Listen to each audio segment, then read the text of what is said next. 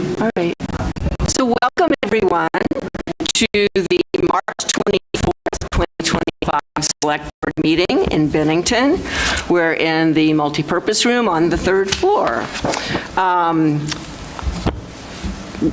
My name is Jeannie Jenkins, and I have the pleasure of chairing this board for this last meeting, which is lovely. And I will ask my fellow board members to introduce themselves. Hi, I'm Nancy White. Great. I'm Ed Woods.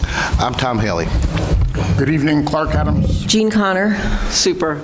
And also with us tonight, we have our town manager, Stu Hurt. We have Nancy Lively, who takes excellent minutes.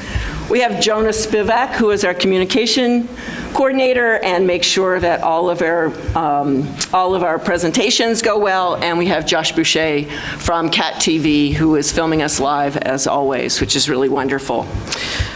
So let's see. So first order of business. Can we do that first?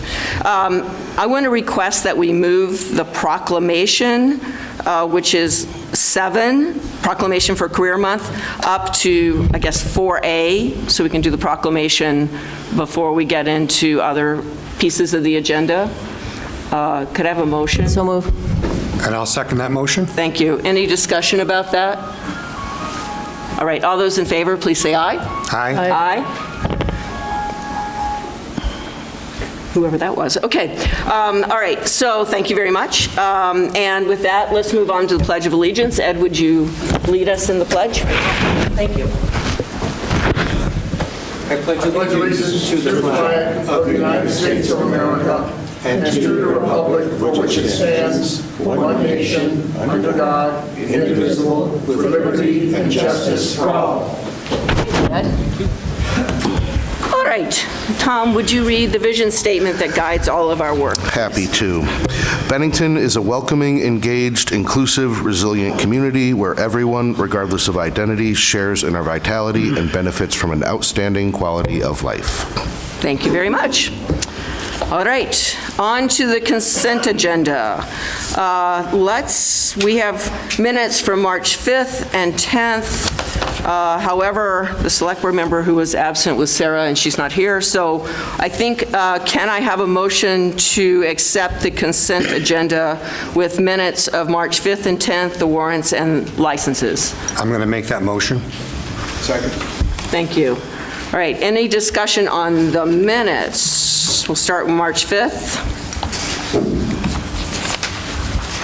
I gave one spelling correction to Nancy already. All right, I think there are two, they're Malone and Leeser. I caught Leeser. Okay, so also Malone is M-E-L-O-N-E? Oh. Okay. All right, that's all I saw too. All right, anything on the March 10th minutes? Yes. Page 9, line 295. Who is Mr. Clark? It's not the first time, is it? Let's importantly identify him because he seems to show up in the minutes regularly. He was an imposter. Is it the only place that happened? That I've seen in this particular set of minutes. Okay, all right. All right, well, I'm glad you caught that. Anything on warrants or on the liquor licenses? Yes. I have on the minutes. Oh, sorry, go ahead. Also on page 9. Okay. From 300 to 308, it lists some of the comments I made. It does not say that I have tried for 2.5 years to get this board to have a public discussion on multiple water and sewer projects that are going to cost our citizens tens and tens of millions of dollars.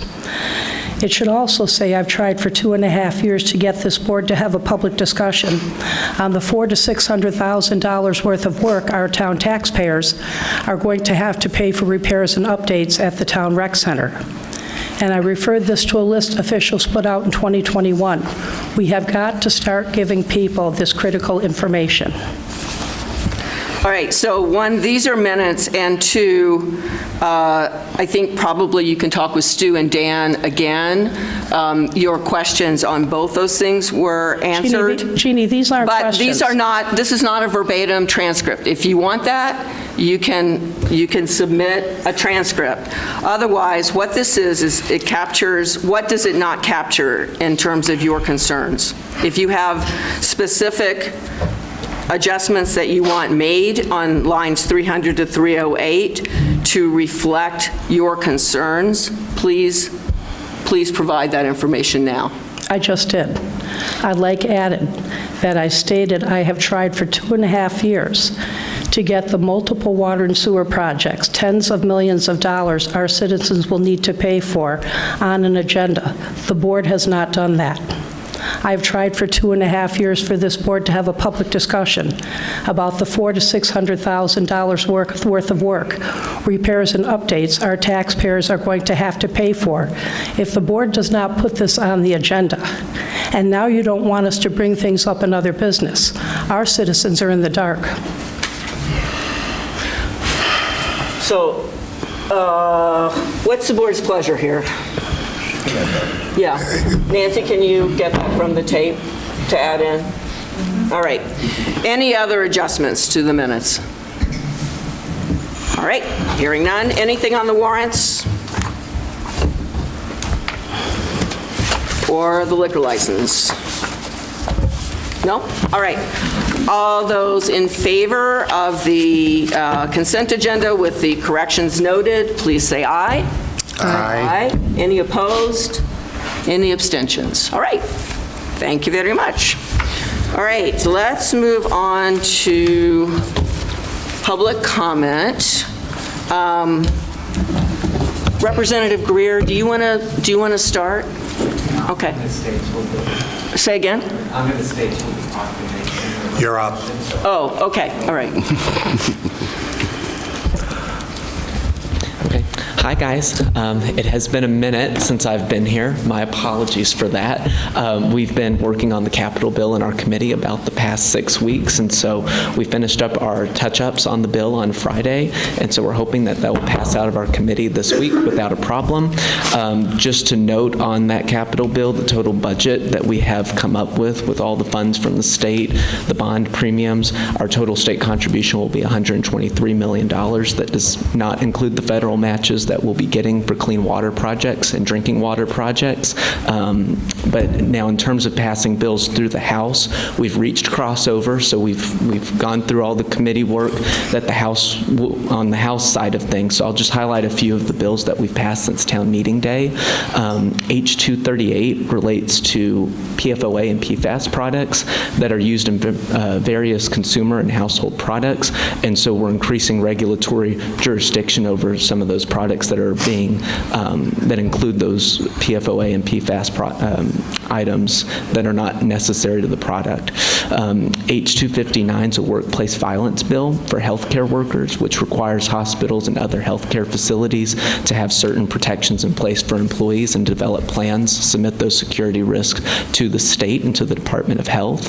H342 was a data privacy and protection bill that was making sure that public employees like our police officers, our judges, and other similar civil servant positions were having their information protected online, the sensitive information that may be available, either readily available or available at cost online through data brokers. I did vote in favor of that. There were a lot of questions, however, about that many people had brought up concerns, but I thought that at least it was a solid start to protecting people's data, and hopefully we can expand the covered classes that H342 started to address. The last one that I think people may be worried about from what they're hearing in the paper is H482. That was a bill related to health insurance and making sure that we had better reimbursement and better distribution of those reimbursement rates around the state, so that hospitals that are in jeopardy of potentially closing or have deficits, that they get more equitable funding through that. It also focused on something called risk-based capital. I've learned quite a bit about that in the past few weeks, and making sure that those thresholds for insurers like Blue Cross Blue Shield are being met and that they're complying with financial regulations in the state. And the reason I bring that up is because Blue Cross Blue Shield is facing some severe financial difficulties in the state. But anyway, I think my time is coming up, so I'll be back obviously to talk about it more as I can, but as always, feel free to reach reach out with any questions you may have, and I'll do my best to get I back. do have a question. I know I was late in coming, so you may have already gone over this. Yeah. But did you mention hotels? Has it called hotels, motels? Yes, so originally that was in H-141, which the governor vetoed. I believe the other bill that we just voted on was H-489, and I voted in favor of both of those. I don't know what he's going to do with the second one, but that was the legislative approach to it the second round. I mean, there's also funds in it as well for the Veterans Home, which particularly pertains to our community, and it was also just mainly budgetary cleanup in some of the language. So, yeah, I can answer more off. I won't take up Appreciate more your public vote. comment time. Yep, thank you, Sarah. Thank you, Will. Clark Adams, announcements.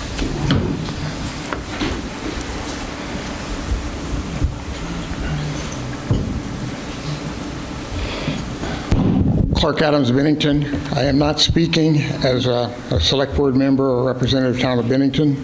I'm speaking as the son, brother, spouse, father of combat veterans. A couple of things are happening this week that I think are very important. Starting tomorrow morning at 10 o'clock in the State House, there will be a event honoring winners or people who've been awarded the Congressional Medal of Honor. Since 1865, over 3,500 Americans have earned this nation's highest Medal of Valor, to include 66 Vermonters, and of late in the last, unfortunately, 20 years, we've had 2 people related to Vermont who in fact have earned this medal. So I encourage those of you who can attend to please make that trek up to Montpelier. Secondly, as of March 29th at the Saratoga National Cemetery, there will be an event starting about 10 o'clock in the morning celebrating the 50th anniversary of the official end of our involvement in the Vietnam War. As we all, I hope, are aware that approaching 58,000 Americans died as a result of that, and millions more today are still suffering as a result of that war. And there will be a pen issued to all veterans who served in the United States military from November of 1955 to May of 75, which is officially classified as the Vietnam War service era, that will be awarded to those attending that ceremony. And again, it's Saturday at 10 o'clock at the Saratoga National Cemetery. I strongly encourage folks to attend or pass this information on to their peers. Thank you. Thank you, Clark.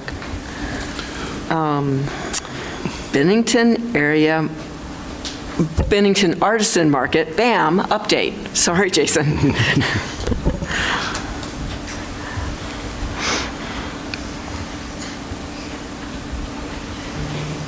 My hands were cold, so maybe I was bad handwriting. Jason Frederickson, Bennington, Vermont. Good evening, members of the Select Board, our awesome community, and beyond. I want to take a moment to speak from the heart, not just about an idea, but about a journey, one that started less than 2 months ago and has now become one of the most meaningful experiences of my life. At the end of January, I attended a Select Board listening session. I hadn't planned to speak, but felt compelled to offer 2 positive ideas: bringing back free public Wi-Fi downtown and creating a brick-and-mortar artisan market to support local artists and breathe new life into Main Street. I thought I was just planting a seed. But then something extraordinary happened. The next day, the Bennington Banner ran a piece about the idea, and people started reaching out. 2 days later, I attended my first Rotary meeting. That morning, I met Dan Zwinenberg. After that meeting, he pulled me aside and said we should talk. 5 days after that, I was sitting inside Jay's art shop, and Dan looked at me and said, "What about this space for your idea?" What I didn't know then, but quickly learned, is that Jay and Joan Zwinenberg are in the midst of a major life transition. Jay, recently honored for his lifetime of service to Bennington, is now living with dementia and other serious health challenges. Joan, his partner in life and in business, is now receiving in-home hospice care. They're ready to sell the business, but only to someone who would truly honor what they've built over the past 52 years. And that's where this moment becomes something so much bigger. We now have a once-in-a-generation opportunity to preserve their legacy, save a vital downtown storefront, and build something that supports artists, fuels economic activity, and strengthens our community. And now we are racing the clock. We're trying to pull off what feels like a miracle, launching a full-scale fundraising campaign, mobilizing a town, and securing a future for this space, all in a matter of weeks, while honoring 2 people who have given so much to the Bennington. So tonight, I'm asking for your help. This week, we will begin the initial phase of our crowdfunding campaign. Breathing. I didn't want to talk about Jay and Jones, sorry. This week, we begin the initial phase of our crowdfunding campaign with a pledge drive to start the process of purchasing the business and locking in the space. We'll be announcing the launch on Facebook and inviting the community, friends, neighbors, visitors, and anyone who believes in creativity, history, and community legacy to help us make this dream a reality. And this Thursday, March 27th at 6 p.m., we'll hold our first public info session at Jay's Art Shop to answer questions, share details, and hear from you directly. We're also planning a fundraising gala at the end of the month to bring people together in celebration, community, and support. As the pledge drive continues, it will soon transition into a formal GoFundMe campaign once a fiscal sponsor is finalized, ensuring all contributions are tax deductible and professionally managed. I believe in this town, I believe in the spirit of paying it forward, and I believe that together we can do something extraordinary. Because this isn't just about funding a project or buying and opening a business, it's about proving that Bennington values its artists, its businesses, and the people who shape its culture. Now is the time. Let's bring BAM to life together. Thank you. Thank you, Jason. All right, next up, Martha Mackey and Wendy Lyons. Well, thanks.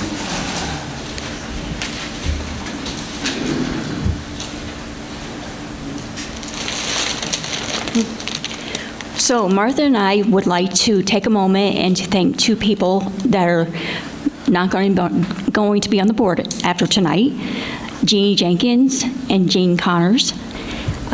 We've brought you flowers, and we thank you for all that you've done for our community, and thank you. Thank you, Wendy. That's really sweet.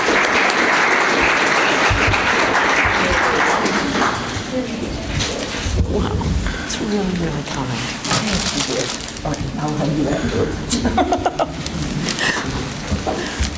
Thank you. That's really kind. All right.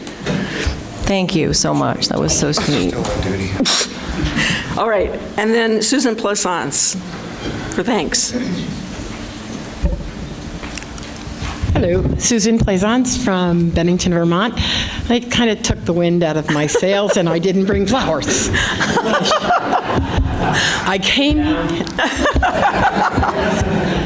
just came here to thank the 2 of you for all your tireless work just for Bennington. You made Bennington a better place, and I just appreciate you. So thank you both, and enjoy your time away. But make sure you stop in every now and then.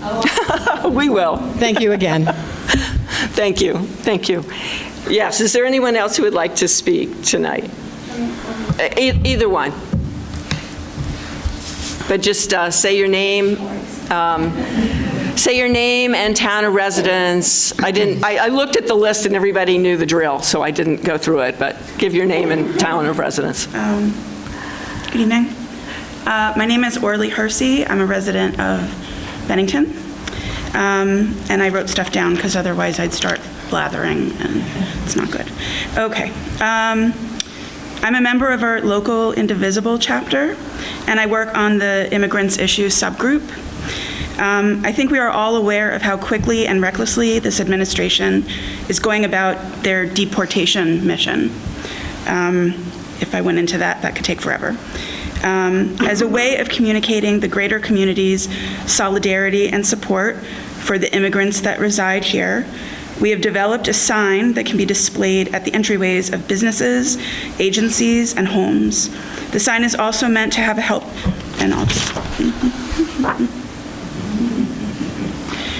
the sign is also meant to have helpful information in dealing with ICE on the back.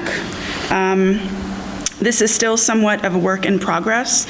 We're hoping to include QR codes and that sort of thing, but you know, this is what we got for now. And it feels like time is of the essence since ICE has already made its presence in nearby counties such as Berkshire County, so it's only a matter of time before they wind up here. This is a piece of small activism that any resident, citizen can take part in. Doesn't take much, just a little bit of guts, but I think the more people take part, the less it will make anybody stand out, which is sort of the idea. And I think it would be really lovely if when ICE does come, they see a bunch of these red, white, and blue signs. So thank you very much for your time. I am going to be leaving some in the back, if that's okay. And then if people need more, they can contact Indivisible. I'm sorry, I'm hesitant to put personal information on TV. So does the KYR at immdefense.org, does that work? No, that is simply where I got the information. I see, okay. So it was the best example that I could find at the time. I'm willing to say that they could contact myself if anybody else is willing to say that. I'm not putting anybody else out there, but I'm just willing to say they could contact myself and I can find out. And I can give you my contact information. Yes. Wonderful, thank you very much. Thank you. Okay, thank you. Thank you. I just need clarification from the board and the town. If a person is in Bennington or thought to be in Bennington who has been involved in violent crime and they're not in the country legally, what is the town's position? So can we have the chief of police here tonight, but I think this is during public comment, and I think the police chief has already given the town of Bennington's position from his position, and we aren't talking about people that are violent. We are talking about whether we are working with ICE. So again, Stu, it's up to you if you want to respond. Well, I didn't hear this addressed at town meeting. If in fact they are involved in violent crime in Bennington, the Bennington Police Department will participate. And if they've done it somewhere else and they're now in Bennington? Paul is saying yes, we will Okay, all right. participate. No, that's just what I wanted clarified. Okay. All right. Anyone else like to speak? Yes, Tyler, come on up. Tyler Colfan, Bennington, Vermont. On behalf of my colleagues and friends at the Bennington County Multicultural Center, who have almost universally fallen sick over the past week, I just wanted to thank everybody who came out to the Olash concert, as well as the Iftar event at the Bennington College. I think both were a massive success. So thanks to everyone who's involved in that. Also, in the past 2 weeks, we've launched a capital campaign for the Multicultural Center, a regular newsletter, and had a tag sale. So a lot going on. And I wanted to invite you all on Sunday, March 30th, we'll have an Eid event to mark the end of Ramadan. And that will be held at Lake Perrin from 3 p.m. to 9 p.m. There will be delicious food prepared by a large group of women in the refugee community. There'll be music and dancing and lots of opportunities to participate in joyful cultural exchange. So I'd like to see you all there. Thank you. Thank you, Tyler. Anyone else with an announcement or comment? No? All right. Then we will move on. So we adjusted the agenda a tiny bit so we could do the proclamation first. So I would like to invite Dara Zink from BCRC to come up to read the proclamation for Bennington Career Month. We believe this is the 16th year that the Workforce and Education Group has celebrated education, business, and agency partners by highlighting some of the many activities and opportunities that they bring to Bennington and to the county all year round. This year, we're fortunate to work both with the banner to highlight some new faces in our community, and also for the first time to partner with Cat TV, who is helping us with a workforce roundtable and a roundup of events during the month. You can see the full schedule of events on the Workforce and Education page of the BCRC website, and Dara maintains that page.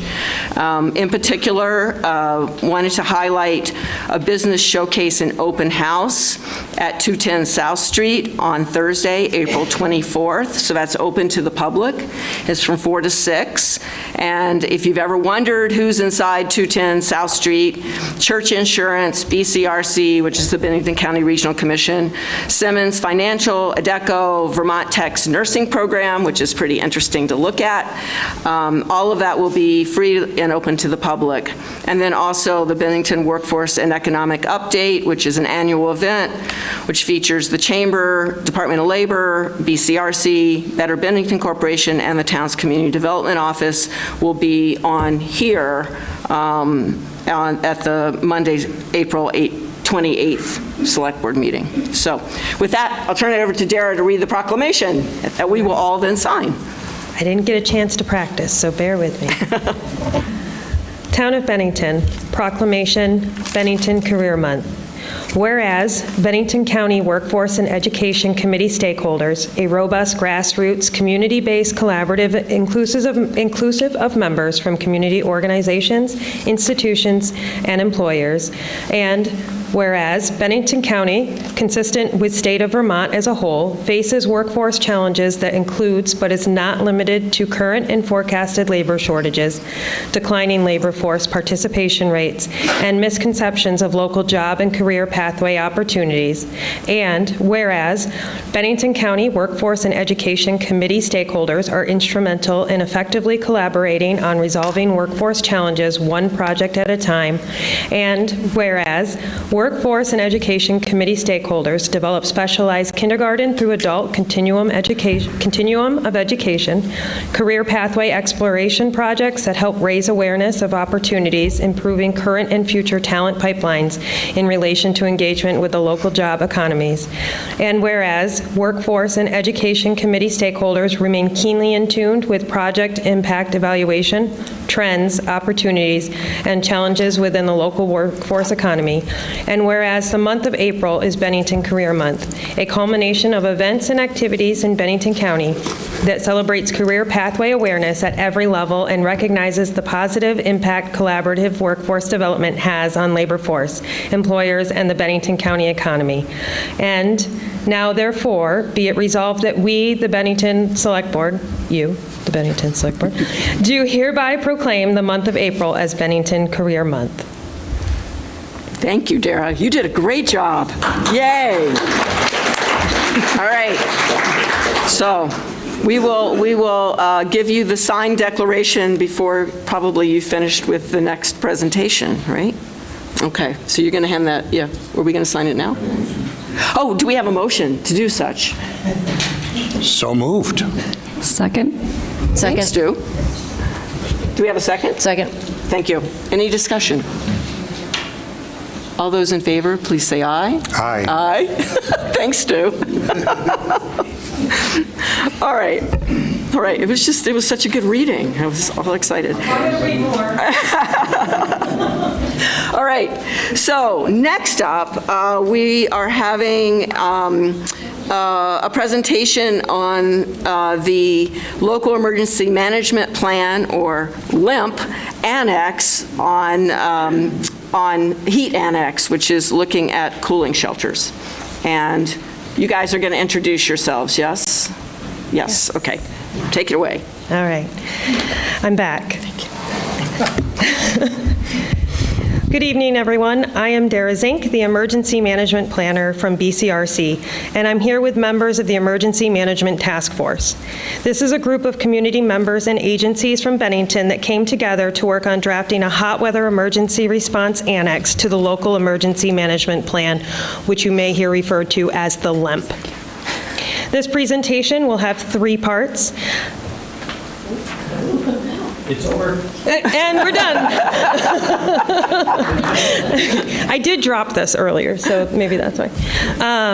This presentation will have 3 parts. I will give the larger context of emergency response. Paul will provide the specifics of the hot weather annex, and Martha Mackey and Wendy Lyons, Jack was going to be here tonight, but he's ill. They will share how the community was involved in the process. From a 10,000-foot view, emergency management is the organization and management of resources and responsibilities for dealing with all aspects of emergencies. And there are 4 key components: preparedness, response, recovery, and mitigation. Preparedness is planning and training for potential emergencies. This includes plans such as the LIMP and the annexes that directly respond to specific hazards such as heat, cold, floods, and the sheltering process as well. Training includes exercises to practice the responses laid out in the annexes. The response component is made of the actual actions that take place during an emergency, including the coordination of resources and services in an emergency response. Recovery is the restoration of normalcy after an emergency. This includes long-term support and rebuilding, as well as addressing short-term needs such as the restoration of essential services and providing basic needs like shelter and food. Mitigation is the process of reducing the impact of future emergencies. Through mitigation, towns can implement safety measures, policies, and work on projects that will reduce the risk of future hazards. Since last spring, the town has been working to develop a response to a heat incident, and through that work has also been discussing a cold weather response as well. I will allow Paul to speak to the town's work on that. And I'm referring to Chief Doucette as Paul with a purpose. He is here as the Emergency Management Director, so he has taken off his chief hat, and he is here as the Emergency Management Director, in case you think I'm just not being respectful. He said it was okay. Okay. I know that hot weather has not been on people's minds in the last several weeks. We have recently experienced very cold weather, and I want to take a moment and share how the state responds to that type of event. In response to a cold weather event, the state and its social service agencies, such as the Agency of Human Resources and partners like Brock Community Action, play a large role when it comes to cold weather response. AHS, Agency of Human Resources, provides hotel vouchers to those in need of emergency shelter during winter months, and when certain thresholds are hit, in partnership with Brock, they will stand up a shelter in Rutland and work to transport those in the surrounding areas to the shelter. Across the state, social services work closely with community agencies, interfaith groups, and other community partners to provide resources and services during all types of hazard responses. It is these partnerships that make a community strong and resilient and help implement the plans that are created during the preparation phase to make response and recovery as effective as possible. I will now hand this off to Paul to speak more specifically about the hot weather emergency response plan. There you go. There you go. Why, I started it for you. Thank you. I can't just brush through it. Jeez. So good evening, everyone. Paul Doucette, and I'm not the chief of police tonight, and there's a reason for that. I think that it's okay to separate the different things that we do. A lot of town employees are tasked with wearing multiple hats and making sure that we are keeping our community safe. So our hot weather emergency response annex is being added to the local emergency management plan. It is something that I probably should have added a couple of years ago, and it's actually been a lot of work. You see I have it's almost like a press conference. I have all my friends behind me, and these guys have done an amazing job working with me. We've had a couple of select board members attending our meetings. Tom and Jeannie have been there, and we really get together and we brainstorm and we talk about all the things that we need to focus on. And so it's been a really good project. I didn't feel like I was the only guy that was there that needed to work through this, and Dara has been just outstanding and amazing. And you know, I don't know why she was so afraid to refer to me as Paul. I would prefer that with Dara. But anyway, so what we're focused on here tonight with our hot weather emergency plan, or our annex that's going to be attached to the LEMP, is the annex is actually used for a heat emergency, and myself as the emergency management director, the town manager, or whomever Stuart designates can call for a heat emergency. And it talks in the plan, I'm not going to go over this with you line by line by line. There's just some very important pieces here that I'm going to talk about. Our primary response agency, if there was an actual heat emergency, is the Bennington Rescue Squad. It's important, my colleagues here will go over who all worked on this here momentarily. But the Rescue Squad is an important asset to us here in Bennington, and the system that they use for mutual aid. So that's been something that we've been discussing, and the annex is used for our response to hot weather events.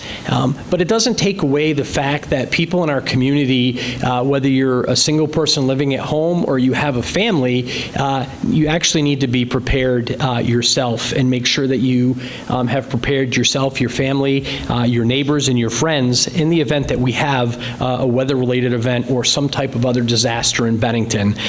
So I did want to just mention that. So when we talk about this annex, we're talking about temperatures that are dangerous and put humans at risk.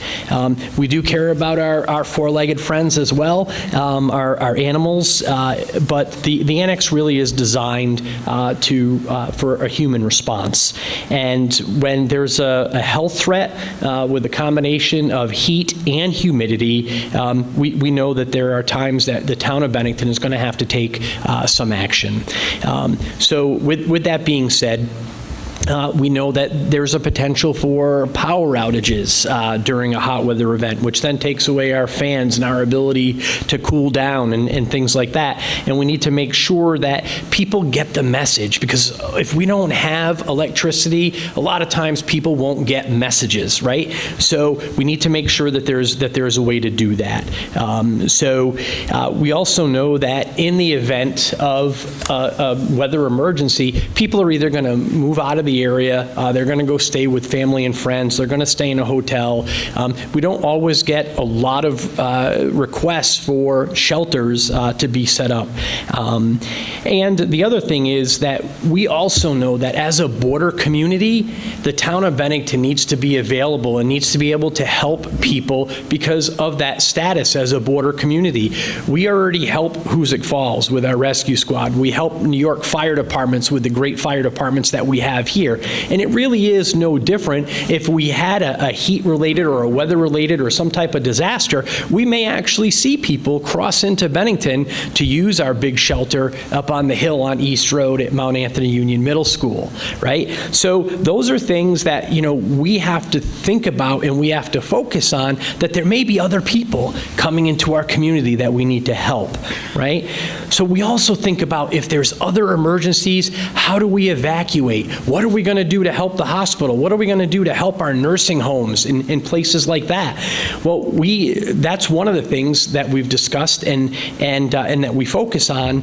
Also, what if we have to help a nursing home? So we need to have resources in place. I mean, who's going to bus these people to another location? Is it going to be the Red Cross? Or I'm sorry, Green Mountain? Is it going to be the Red Cross is accurate? Is it going to be Do For Tours? So these are all things that we really need to think about and arrange. So right now, the primary contact on the local emergency management plan as the emergency management director is me. The assistant town manager, Dan Monks, is listed as the deputy incident commander, and that's good because we get along. And the annex also addresses hot weather emergency response in the town of Bennington. There's different temperatures that are listed, and the actions, the triggers, and the responsibilities of what needs to be done.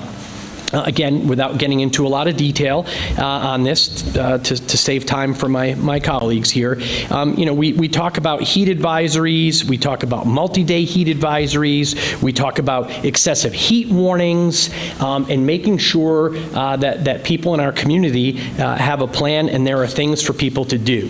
So I think it's important that you all understand that our communications coordinator, Jonah, it plays an integral role in all of this, and he put our wonderful PowerPoint presentation together. Got to give you some credit there, Jonah.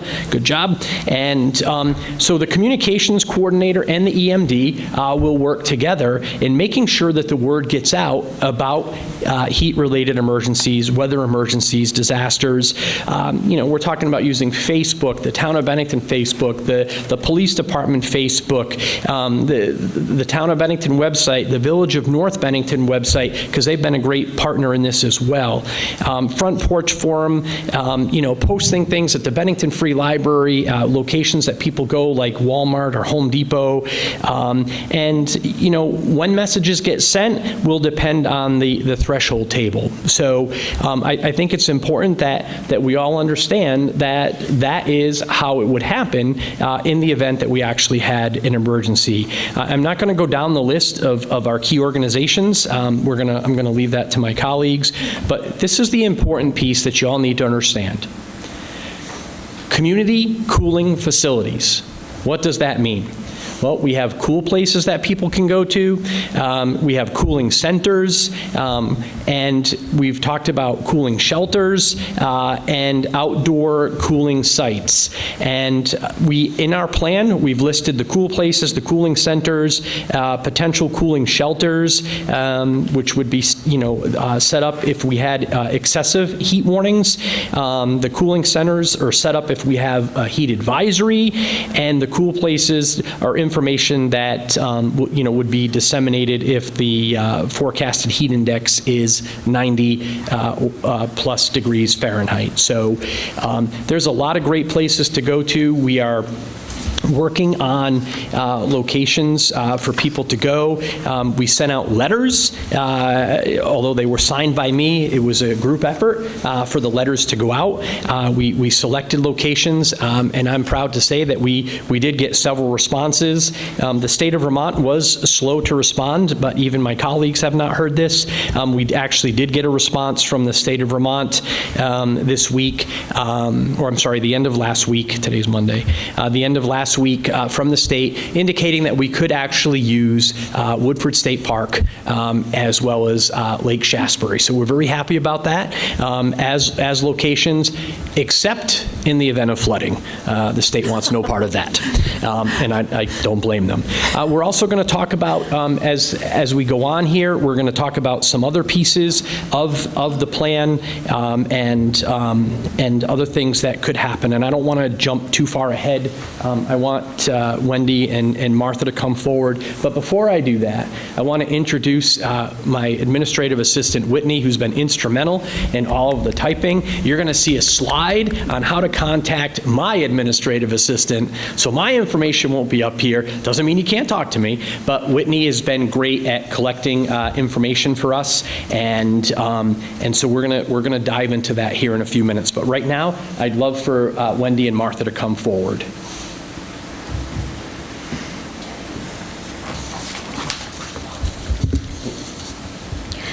So Martha and I and Jack Rosser Munley, who unfortunately is sick, couldn't make it tonight, are members of the Bennington Organizing into Action, affectionately referred to as BOA. We are an interfaith group living out our shared beliefs by taking specific, tangible actions towards ensuring all of our residents have a welcoming place in the community and the ability to live a dignified life in Bennington. This work on the local emergency management plan began as a community initiative to identify and recognize extreme temperatures as a public health concern. Last April, BOA brought these safety concerns to the attention of our elected officials and has been working alongside them over the past year to create the heat annex. It has been a long process involving many meetings to hash out the fine details of the plan. Along the way, we learned new things like parking lot. And if you don't know what that means, well, it's not an actual parking lot. It's when you have an idea and you put it up on a board and it waits for you when it's the time to talk about that. We're incredibly grateful for the time and energy that everyone involved has devoted to this important project. And we want to thank the following organizations: the Town of Bennington, Village of North Bennington, Bennington Police Department, the Bennington County Multicultural Community Center, a branch of ECDC, Bennington Organizing and Action on behalf of the Vermont Interfaith Action, Vermont Center for Independent Living, Turning Point, the Bennington Rescue Squad, Agency of Health Service of Human Services, Vermont Department of Health, and the Medical Reserve Corps.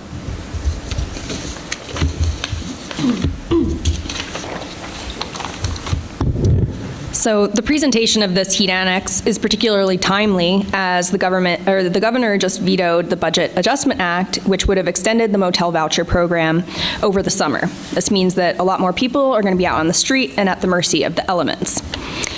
Extreme heat is the leading weather-related cause of death in the U.S. It impacts all of us, but especially elderly, children, and anyone with chronic health issues. It's easy to get caught unprepared, especially here in Vermont, where we're not accustomed to the high temperatures, which we are experiencing more and more frequently due to our changing climate. While this task force has done a lot of work to create a framework for this emergency response, we ultimately need, community support in its implementation. So we've done a lot of the work on the different categories, the different places, the different temperatures, et cetera. But in order for us to actually provide these services, we need to collaborate with the community. So we need locations, volunteer staffing, as well as training for people to provide training and also participate in training in order for us to put these plans into action. I know we have so many members in this community who are deeply invested in this work of caring for our vulnerable community members, whether that be as members of social service organizations or just committed individuals of our community. I know that if we come together and combine our knowledge and resources, that we can make this a reality. This is something that people in this community have wanted for a really, really long time. And as Paul had mentioned before, many of you have received letters regarding this collaboration. And if you havenent received a letter and you're interested in supporting this work, whether as an individual or as an organization, please reach out to Whitney or also to myself if you're interested in learning about the work that I'm doing and how it's connected with this. So in the coming weeks, what we're going to be doing is inviting you to come and sit down with us, to come to one of these meetings, and to figure out what that collaboration will look like between the community, the town, organizations, businesses, faith communities, and individuals.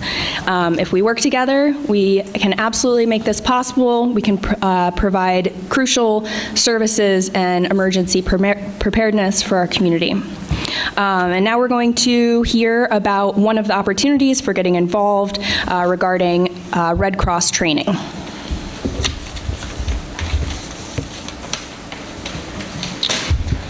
Thank you. So one of the things that we have heard a lot about over the last couple of years is shelters. Where can we have shelters? Can the town put up shelters, or are we going to rely on, for example, interfaith, or are we going to rely on others? So I'm very proud to tell you that with a little bit of work and a little push from Dara Zink, we were able to talk to the Red Cross and able to get Red Cross fundamentals training as far as sheltering goes, and the required training for staff shelters. And I think that it's important that you understand that it's not as simple as just saying, okay, we need to open a shelter and we open the doors and people come in. Like, we need to make sure that there are facilities available. We need to make sure that there's food available. There's just a lot that goes on. And, a shelter is basically you're spending the night. And so we're pleased that the Red Cross is going to come down and is going to talk to us. And that training is actually coming up at the end of this week on March 29th. It will be right here in this building, right here in this room, in fact. And our our tech support guy today, Jonah, has created this QR code, and you can scan that, probably not so much with me standing here. But there is a QR code, or you can certainly RSVP to www.bcrcvt.org, and Dara will give you some guidance on that. But again, that training is Saturday, and it'll be right here at the firehouse, and we are pleased that this training is being brought to the southern part of the state, and so that's important. So I talked to you guys about making sure that you're prepared, and just making sure that people do know about Vermont Alert. This is for individuals. You can go to the Vermont Alert website. You can sign up. You'll be notified of emergencies in the state of Vermont that are right here in this area. You can scan that QR code. This is free. Mr. Hurd's favorite word, free. And that, in fact, will allow you to sign up for notifications. And if you're not doing that, and you really are concerned about safety and disaster planning, this is something that you should, in fact, be doing. So the other piece here is the Citizen Assistance Registry for Emergencies. This is important. You can go here, you can scan this QR code, you can register.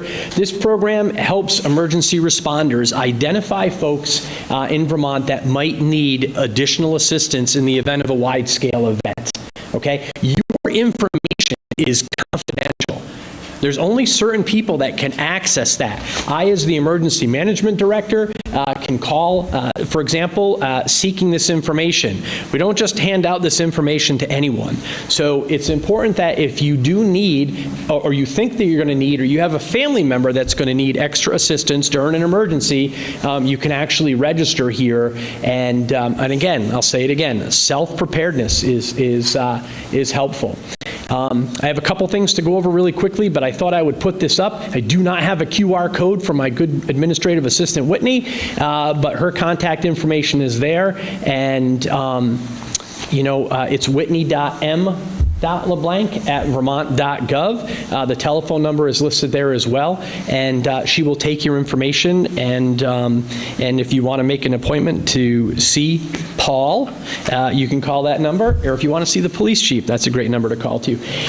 So the bottom line is I just want to make sure that everyone understands that there will be this plan attached to the local emergency management plan as far as heat goes. Are we working on cold? Absolutely, and we have a great start to that, and then there are others things that we might add. So it's important that you understand what our next steps are. So on here, you'll see this Red Cross training. We put that at the top because it's coming up very quickly. We will get together. We feel pretty much very confident that our heat annex is in its final stage, but we're going to take a look at it one more time. We're going to work on the cold weather annex and probably be able to add that. I know Martha said in the next couple of weeks. However, not that I disagree with her, but we really need to make sure and focus on the local emergency management plan, because that's coming due, and it will require the signature of whomever is going to be the next select board chair. So we need to get that done, and then we'll get right to work on the cold weather annex. Because again, this is a work in progress. We can delete, we can add things to this plan at any time, but for all intents and purposes, we need to make sure we meet the deadlines that the state has set up for us for our local emergency management plan. So with that being said, I will also tell you that we are starting to work with the hospital, Southwest Vermont Medical Center, on emergency management planning and making sure that our middle school is still where our shelter is going to be, if that's going to be an alternate location for an alternate hospital. We all know that the hospital did an extremely good job during COVID and found off-site locations to give people treatment and to test people and things like that. So that's also starting back up, and I'll be busy working with Lois Bink at the hospital, making sure that all of that is done as well. So we would invite your questions and comments. I'm going to step back so that Martha and Wendy can answer all of the questions. No, I'm just kidding. But we're happy to answer questions from any member of the Select Board or anyone in the audience. And again, if you have other questions, you can reach out to Whitney, and we can make things happen. I realize that this is a lot of information in a very short period of time. There's a lot of work that goes into this. I want to thank everybody. I want to thank that's here. I want to thank everybody that was listed here. I feel badly that Jack is not here because he always had, something to put in the parking lot, and we would get to that. I love the fact that that was brought up, and because when we would start to get sidetracked, Dara would reel us back in, and she made a parking lot on the wall. So this has actually been a lot of fun, interesting, and I appreciate the help and the assistance from everyone as we move forward and we try to make Bennington or improve the safety in Bennington as far as weather-related incidents and emergencies. So, any questions? Should we start with the Select Board? Yeah. Okay. Clark's got his hand up, then Ed. Okay, thank you. Good evening, everyone. Thank you for all your hard work. I was looking here on page 7, and I see there are multiple areas identified as communication partners and so forth, or communication potential. But what I don't see is WBTN, which I think is a major asset to this town and the ability to communicate. I guess they have not just AM, they have FM transmission and some other shortwave stuff. I've been told they even are heard around the world, different countries. People check back in with them. So I'm wondering if we can add WBTN to your potential communication asset, which I think is necessary. Great. Ed? Thank you, Clark, for that.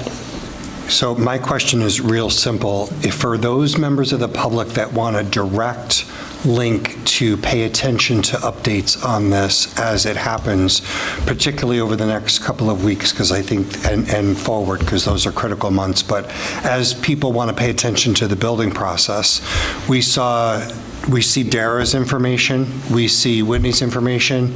Are those the two, or is there one better than the other?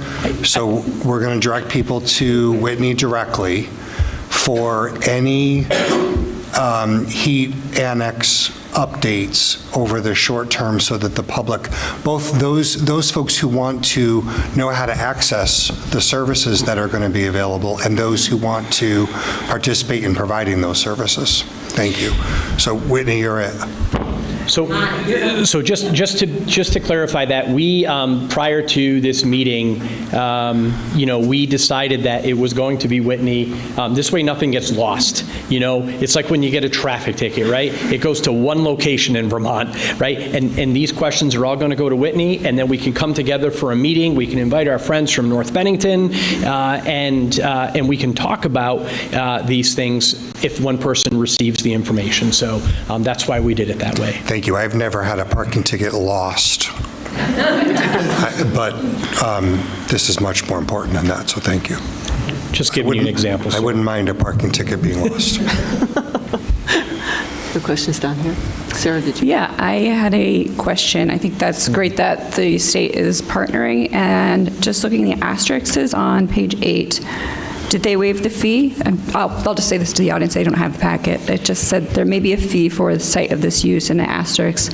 Woodford State, Lake Perrin, YMCA, and Shaftesbury State Park. Yeah, so those have an asterisk because there are days that it might be, you might have a heat annex, for example, of 90 degrees, and just because it's super warm doesn't mean that the Lake Perrin recreation folks should not receive, a fee. Sure. Yes, so I'm just wondering if they're waiving it for those days. We have not had that discussion, and we just have not had that discussion. Okay. Yeah, I guess I'll follow up on that. You mentioned the state is partnering, so that discussion hasn't happened. They're just currently partnering. Well, right. They've indicated to us that they're willing to come to the table. Their documents just came, as I said, at the end of last week. So we haven't had them at the table, whereas a lot of other folks have been at the table. So that's something that we can ask them when they actually come to the table. That's why we put the asterisk on there, because they may not. be willing to do that. And we don't want people to show up there and say, hey, but it's the chief's, or Paul says it's really hot out and I can get in for free. Right. Yeah, because when you mentioned that, I didn't want to be under the correct assumption that, oh, they're partnering, now they're paying, they're going to be, we don't have to pay for those days. So thanks for clarifying that. Okay. Great. Jean? One super quick thing. The Bennington Public Library on page 7, it's the Bennington Free Library. Happened to work there. Yeah, that's okay. That's okay. I think it's wonderful that Lake Perrin and Lake Shaftesbury would be possibly available. We don't know about free of charge, but after last summer, the lifeguard situation, I think if there's going to be many, many more people at Lake Perrin or at Lake Shaftesbury, the lack of lifeguards, I don't think Lake Shaftesbury has had lifeguards for many years. Just something to think about. And Paul, you mentioned people from Hoosick Falls having access to our services and maybe Massachusetts. Is it reciprocal as well? If Hoosick Falls, can residents of Vermont go to Hoosick Falls or Massachusetts as well as them coming to us? Yes, I mean we've seen it in other situations too. When we've handed out food, for example, here, we don't ask people, "Are you from Bennington?" Awesome. We just do it, and if we need assistance from Hoosick Falls or Williamstown or wherever, that's going to be available to us. Awesome. And is there any coordination regionally happening? And maybe it doesn't need to happen. I was just curious if there's been any discussions with our neighbors across the borders about these sorts of situations and disasters that hopefully never happen. Yeah, we're really focused on Vermont right now and the resources that are available to us. And I won't, to save some time, I'm not going to get into all the details. But there are so many things right now that I have shared with these folks and that we're learning about resources in Vermont. Like we don't have a DART team, we don't have an animal response team in Bennington County, we don't have a portable hospital in Bennington County. There's a lot of little things like that we really have to work with our partners in Rutland. For example, Dara spoke to you about, if we had a crisis and we needed to have sheltering, the state of Vermont's going to kind of shuttle people up to Rutland. And so those are things that we're focused on here that we need to work out here. Quite honestly, I'm not ready to start, tasking our plan in doing exercises with New York or Massachusetts right now when there's so many other things that we need to focus on to make sure that we are going to get the resources in southern Vermont that we all deserve, right, that just are not available to us right now. That's good, but maybe sometime in the future. Sure. Yeah, okay. This is just something I remembered as you were talking. When I was a kid, just a few years ago, when there was like a water boil order, the police would drive around town with a megaphone and broadcast that to everybody. It was incredibly easy and effective. So just throwing it out there. Yeah, thank God for social media. I tell you, I'm not on social media.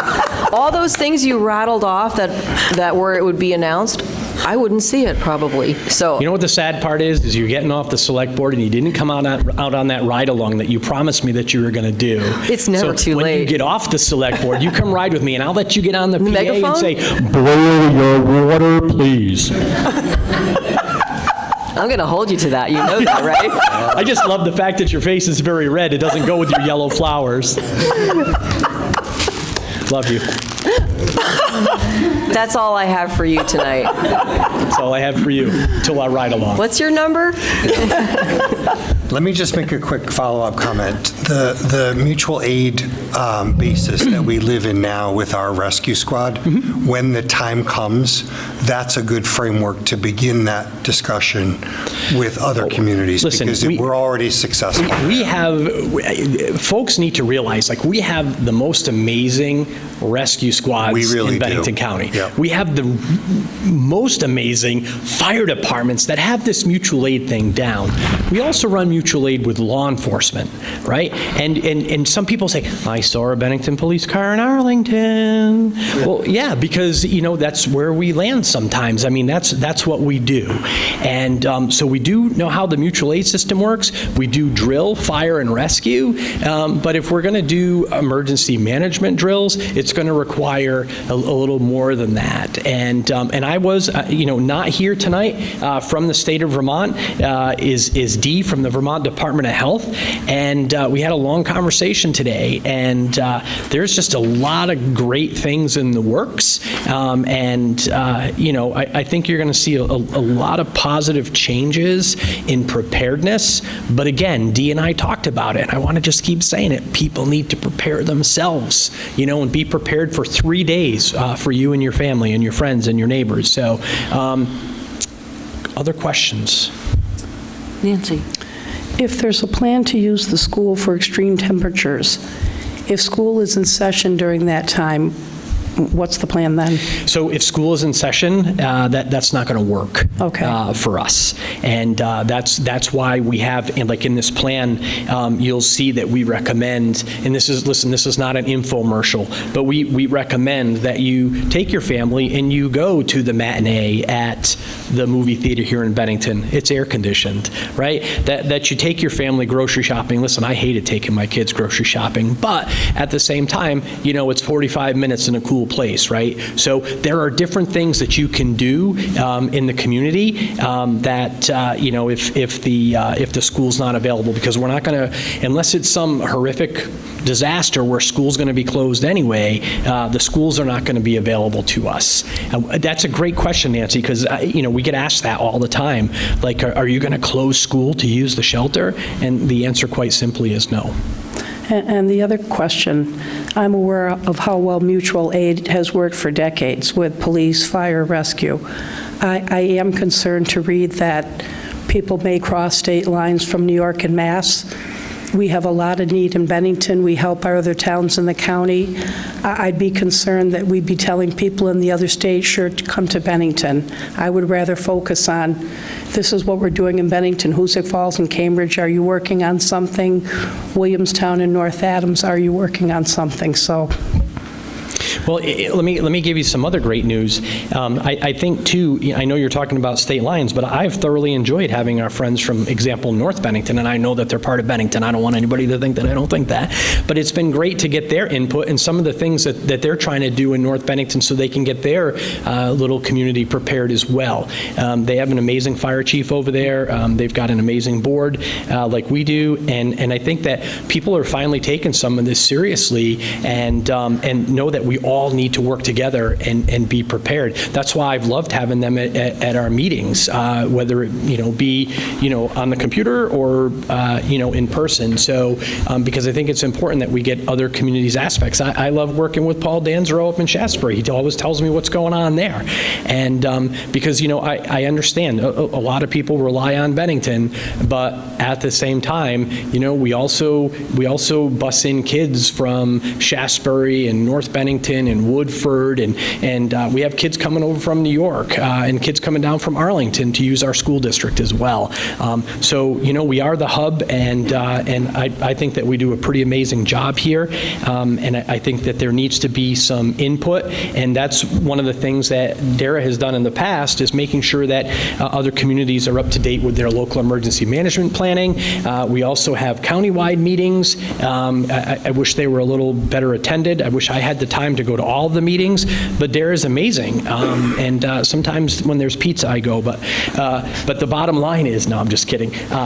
No, I'm really not. But the bottom line is working with other communities and making sure that their plans are up to date is important to us too. Yeah. We're not just here about Bennington, because other people may have to help us too.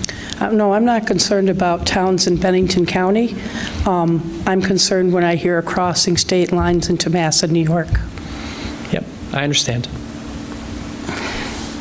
Can I ask a logistics question? Sure. So when this annex, when all the meetings with community partners have happened, will this annex, this heat annex, come back to the select board for their approval, or does it get attached to the next emergency management plan that goes in next year? What's the process? Well, it won't, don't take this the wrong way, it won't be next year, it's going to be soon, right? We put in here, we need to finalize this. My fault, I missed WBTN, and I give you that, Clark, I apologize. There's a few things that we've realized, that's why we present, right, to the community. There's a few things that we need to update on this. This will be attached to the local emergency management plan that the select board receives here in the very near future as we start working on the cold weather annex. So again, this is something that we can modify, change, delete, add at any time, but we will have this attached to the local emergency management plan when it comes in front of most of you here in the next few weeks. Okay, great.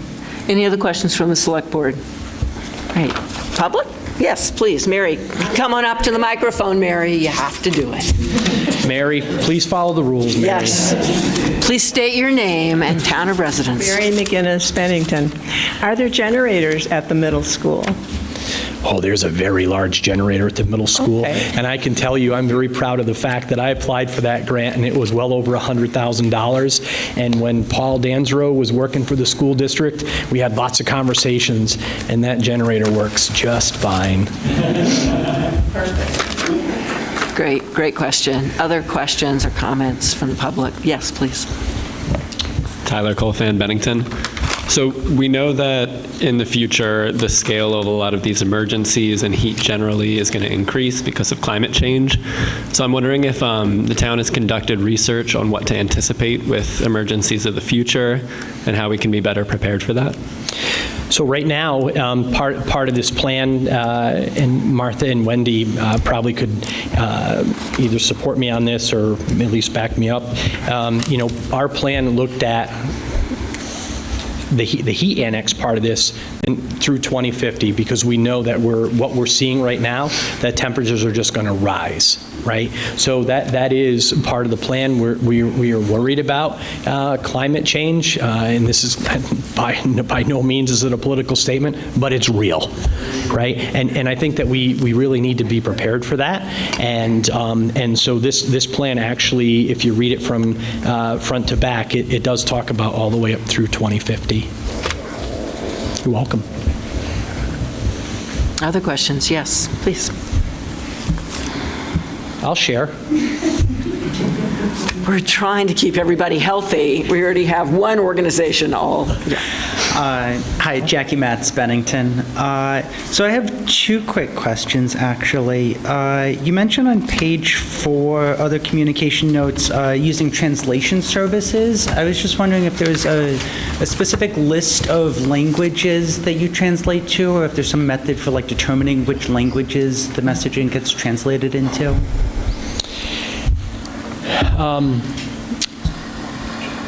I think that Jack would have been the person to answer that, and I don't know if he was prepared for that. That's why he's sick.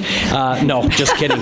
Jack would definitely be the person. I'm sorry to answer that. Or Jonah, I believe Jack provided a list to you. Yeah.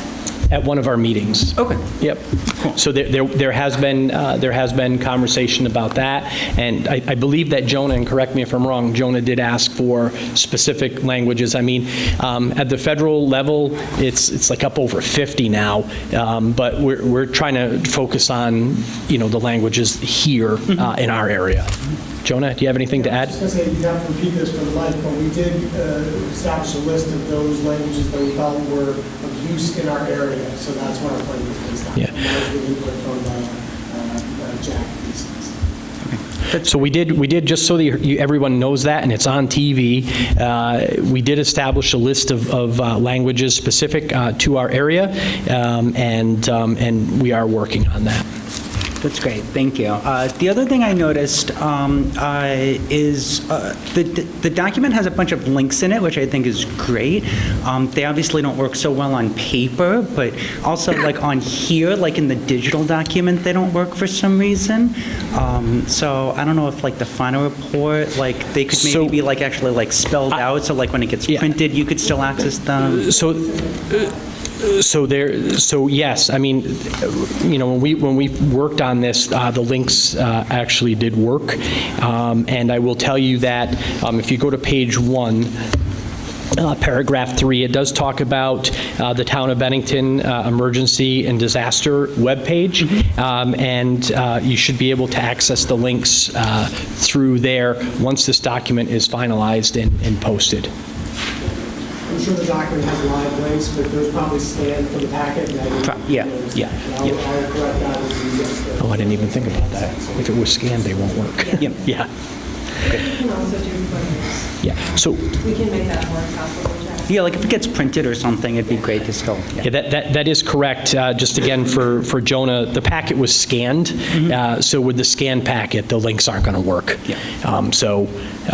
Yeah, I mean, I had this up today, and I clicked on the links just in case that question came up. And no, we didn't talk before the meeting. I just wanted to I want to share with you that they did work today. But obviously, like Jonah said, if it was with the scanned document, it's not going to work. So, but the links will be up and running, and we have fantastic QR codes too. Great, thank you. Super, thank you. And great work. Thank you. Come on up. Leslie Addison, North Bennington. I just want to respond to some input from a board member. Being a border community, some of us who live in North Bennington, we can pretty much kick a stone, and you're kicking the stone into your neighbor in New York. So if there was a crisis and somebody could lose their life because of an emergency, I would be grateful that we'd be able to open our arms. I wouldn't see us having problems with a groundswell of people coming over. I think it's a fantastic program, and I don't know how we'd ever separate and say, you can't come. So I just wanted to counter that respectfully. Thank you, Leslie. Anyone else? I just want to add to Leslie's statement that our hazards are not, most of the time, they're not super focused. They're not going to just happen here in Bennington or even Bennington County. It's going to happen in Bennington County, and it's going to happen in New York, and it's going to happen in Massachusetts, right? It's all going to happen at once, most likely to all of us. And so, yes, developing those mutual aid agreements, which we have been talking about, starting here regionally with our Regional Emergency Management Committee that I lead, and then as we solidify those, reaching out into those other communities around us and having those conversations. We know our neighbor Stamford actually has their emergency squad out of North Adams? Yeah. Clarksburg. That's who responds to them. And so we know that these can be made across state lines, and so we can start having those conversations once we get settled here within Bennington and our region. But I think some of those are really great points, and I think this can be an example for our neighboring states as well. So I also want to bring up, there are people that work here in our hospitals and our local businesses, and they may be here working and there may be an emergency. So if they come in from New York and Massachusetts, we can't tell them, well, you got to go home because you're not from here. I mean, Clark. Going back to the discussion of whether the schools would be impacted as shelter/centers, the one thing, again, looking on the list, I don't see as a potential partner site is, having been in the Armory, they have like showers, food prepared facilities, and a lot of space. I don't know if that's something that you folks have addressed, the potential of the Bennington Armory. Or I think that we, the Armory is something that would have to be activated by the governor. Right, if we had, as you know, and if we had a disaster in Bennington, I think that Armory would be staffed with folks, and that would not be an option for us because it would be staffed with folks from the National Guard because they would be activated. So I didn't even put that on the list just because I think, again, if we had a real declaration of disaster, then that building would be occupied. I understand a disaster. I'm thinking in terms of your heat or cooling or heat emergencies affecting us locally. Of course, if there's a disaster, that's the National Guard. That's one of their primary missions. But I'm saying in the context of we need a heating or cooling space urgently or emergently. I don't. Again, I'm not thinking in the realm of that being a disaster, as being more of a local emergency or urgency that should be addressed. That's I mean, I'm going to write that down, but I don't know, I think that's going to be something that the state of Vermont is going to have to approve.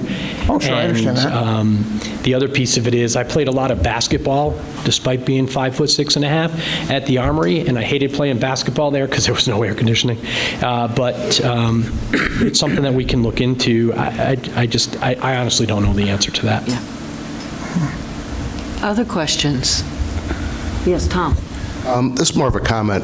I just wanted to point out that as you look through this document, there are numerous businesses, civic organizations, clubs, et cetera, that are in no way connected to the town of Bennington, but that when we asked them, they said they would be happy to help. And I think, so folks would look at this, and when they do go into those places, to thank them for helping, because this is a great example of how community takes care of each other, and this process could not work without those people. So we owe them an incredible debt of gratitude.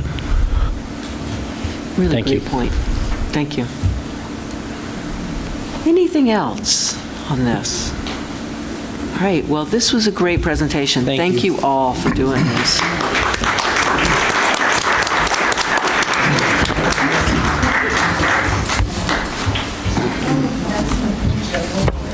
All right, next up is the long-awaited charging station discussion. Thank you, Paul Danzero. Please. Whoops. Good evening. Okay, I'm going to, yes. Scoot out if you're planning. Otherwise, please take a seat so we can continue. Good evening. Paul Danzero, Director of Facility, Building Inspector, Fire Marshal, Deputy Health Officer, and any other duties as assigned. So I'll just start out by saying that's a very tough act to follow, so I'll just keep this short and brief and to the points. In your packets was a detailed executive summary that was drafted on the topic of the town of Bennington-owned electric vehicle charging stations. Some key points just to bring forward from that are, currently there are 2 level 2 EV charging stations that are town-owned. They were installed in 2014, and since their installation, fees have not been collected on any of the services they've been providing for charging. The demand has continued to rise over the past several years, as to be expected. And it's forecast it will continue to rise as more and more electric vehicles become prevalent in the community. As specific examples, like in the past 12 months, August of '24 was the peak month where 7.5 megawatts of electricity was used by the 2 charging stations. And then as preparing the executive summary on a 30-day snapshot in January of '25, the demand was 4.83 megawatts. So over that past 12 months, it kind of went for high and lows, but gives you an idea of the scale of what type of electrical use was in part. The document then went on to look at some comparable level 2 EV chargers that are in Bennington themselves, and 2 specific ones were highlighted where we could find the data on. And then Vermont state averages were also looked at. Then to jump to the staff recommendation. Recommendation would be that we would initiate an EV charging fees for town-owned EV chargers. Doing so would offset the electric costs for the charging stations, would provide a funding stream for maintenance, repair, and the overhead costs associated with running the 2 charging stations, and also enable a fund to be built that could then continue to expand the use of additional level 2 chargers as demand continues to grow and expand services in municipal parking lots. The staff recommendation presented was that if we establish the fees, we establish fees at a charging rate of 20 cents per kilowatt hour. For idle time fees, initially for the first 2 hours, at 0 charge be presented, or excuse me, 0 additional charges for the first 2 hours if you're idle. But then if a vehicle is left on a charger for more than 2 hours, you start charging at a $2 an hour fee. What that does is, provides the incentive so that once a vehicle's charged, it's not left plugged in at a charging station for 4, 6, 9 hours at a time. Subject to your questions, it's... Sure. Let's start with the Select Board. Nancy? I read the article in Vermont Digger in the end of December where a couple of different towns talked about the different approaches they're taking and how they're addressing the fees that the EV chargers have in the towns. And Mark Sawyer and Paul were mentioned. It was good. I would like to see it set up so that, I don't know, would you know offhand roughly the total cost to the town last year? I could look up, the total cost just for overhead alone, though, is $1,500. Everything, maintenance, upkeep, electricity? I'd have to get a Okay, total that's all number right. put together. Nancy, I don't have it What people available. have to understand is people with electric vehicles have been charging their cars for free since 2014, and I think we have $8,000 or $9,000 in next year's budget. People certainly can charge their own cars. I think people would expect that. And I think what we need to know is the total cost for the other fees, and you just split it up so that people charging pay a little bit extra so this can fund itself in Bennington, rather than seeing the averages around the region, because what I'm reading and hearing, each town is doing it on their own, and some towns are doing it differently from others. Berry City canceled their contract with ChargePoint. Do we have to pay a fee to ChargePoint every month? Yes, we do. There's an overhead of $1,500 a year. And would there be any reason, would you and Mark be able to do what ChargePoint does? I'm sorry, say again? Do we really need ChargePoint? We would need some service, Nancy, whether it's ChargePoint or any other management service on the electric chargers. I just didn't know what Barry was doing, if they had people like you and Mark who were doing it instead of paying ChargePoint all the money each month. I doubt they are doing it on their own. ChargePoint is the service that they use for billing purposes, am I right? Well, it's the actual physical equipment, the ChargePoint charger, and then the service. So I'm sure there is different ones out there, but there will be, like right now, there's a portal that we have access to through ChargePoint where we could look at all the usage, everything else. But you're correct, Ed. I mean, they also take care of the billing, and they will set up, they will set it up They'll so that manage the that. first 2 hours are free, next 2 hours they charge X amount. So I'm thinking And about... ChargePoint is definitely ChargePoint is the one that we're using now. Yeah. I mean, there's other ones potentially. I would venture to say that, the costs are going to be the costs. They're going to be similar because obviously it's, one's not going to price It'd be themselves out. relatively easy to adjust the meters, and people could start paying to charge their cars tomorrow, couldn't they? It could be very rapid. It's very quick. Yeah, once you Okay. let ChargePoint know, they'll put it in place. I would like to have us come up with a system so the users, are paying the costs, and the more people that use the charging So the station. charging rate that was proposed at 20 cents per hour, that encompasses a 12-cent per hour, which is the average cost per kilowatt hour just for the electricity, and builds in what would be the overhead costs for ChargePoint service, as well as insuring the devices. So that's what's built into that 20 cents per hour. So that funds the entire initiative. So, Paul, can I ask you, so I saw that the average charging time is around 4.5 hours, which actually I was surprised that it was that low. So level 2 chargers are ideally suited for plug-in hybrids that are not fully electric because you're not fast charging. Correct, you're not fast charging. Right? And so it's really designed for cars that have batteries but also use gasoline as backup. And so it seems to me that part of what we're seeing happening is that fully electric cars are coming in at 4 o'clock in the afternoon, and then they come pick up their car at 8 or 10 the next day, or worse, they come in at 8 in the morning and they come back at 10 at night. And that's not ideal for a level 2 charger. A level 2 charger is really for a car that's going to charge for a couple hours and then their battery's complete, right?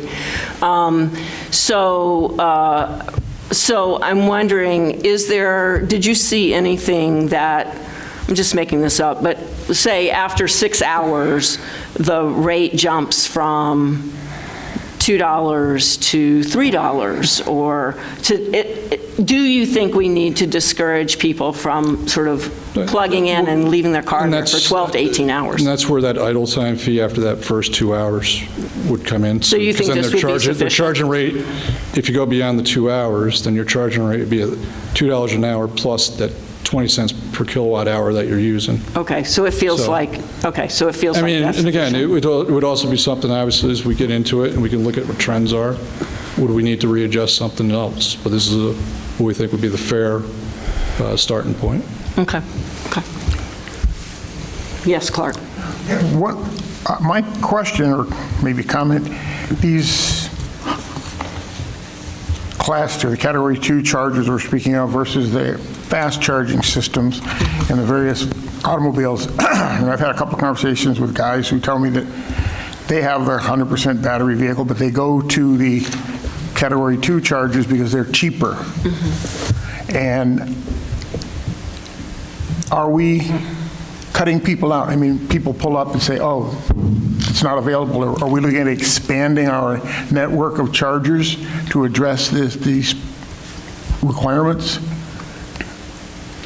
So, like I said, the establishment of the fees and establishing the fund to continue to expand services, we would continue to expand, chargers as we need them in our public parking lots, if that's what I understand. Well, I just heard about people sitting for hours on end, even if they're fully battery-powered vehicles on these chargers all day long, which automatically, in my mind, bumps other people from being able to use them.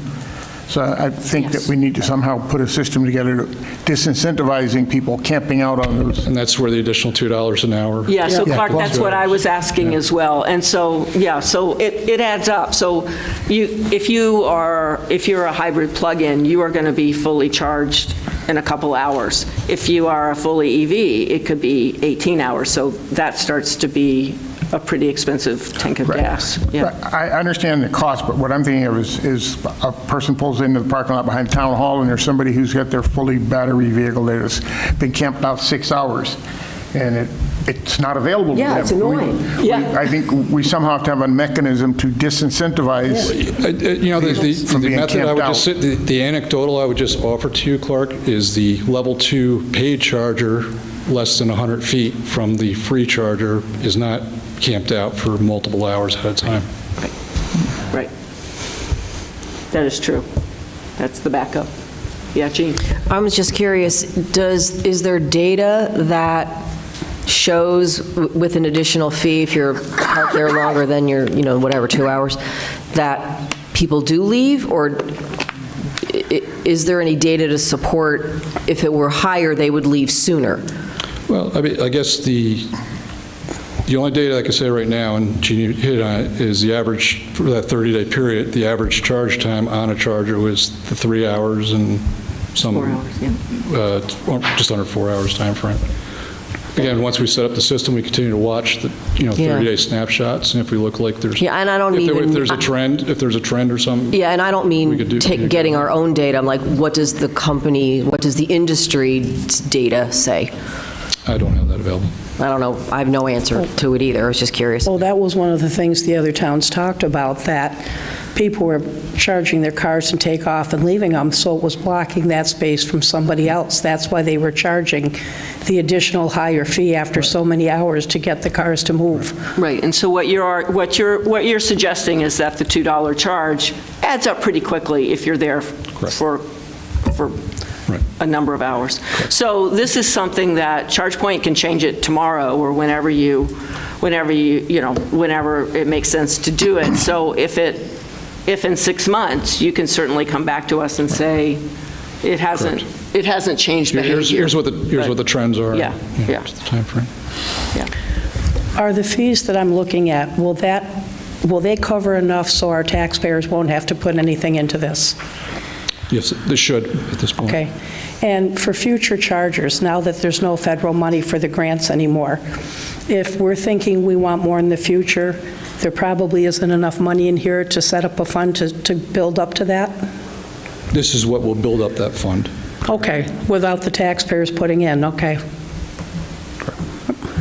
So that money we have in next year's budget, we won't need for charging stations, correct? We didn't this year, it's just part of the electricity There's nothing in there right now. Yeah, it's never been a separate line. Anything else from Select Board? Is there $8,000 or $9,000 in there? Anything from the public? Any questions? Yes, Jim, come on up.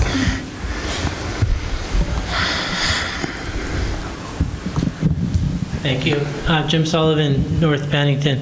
And many of you know that this is one of my favorite topics, so I will try not to talk too much. But I've driven electric cars for about 12 years now, and used the town's charging stations downtown, especially when I was working downtown. Not so much now, but I still do when I drive into town. I think one of the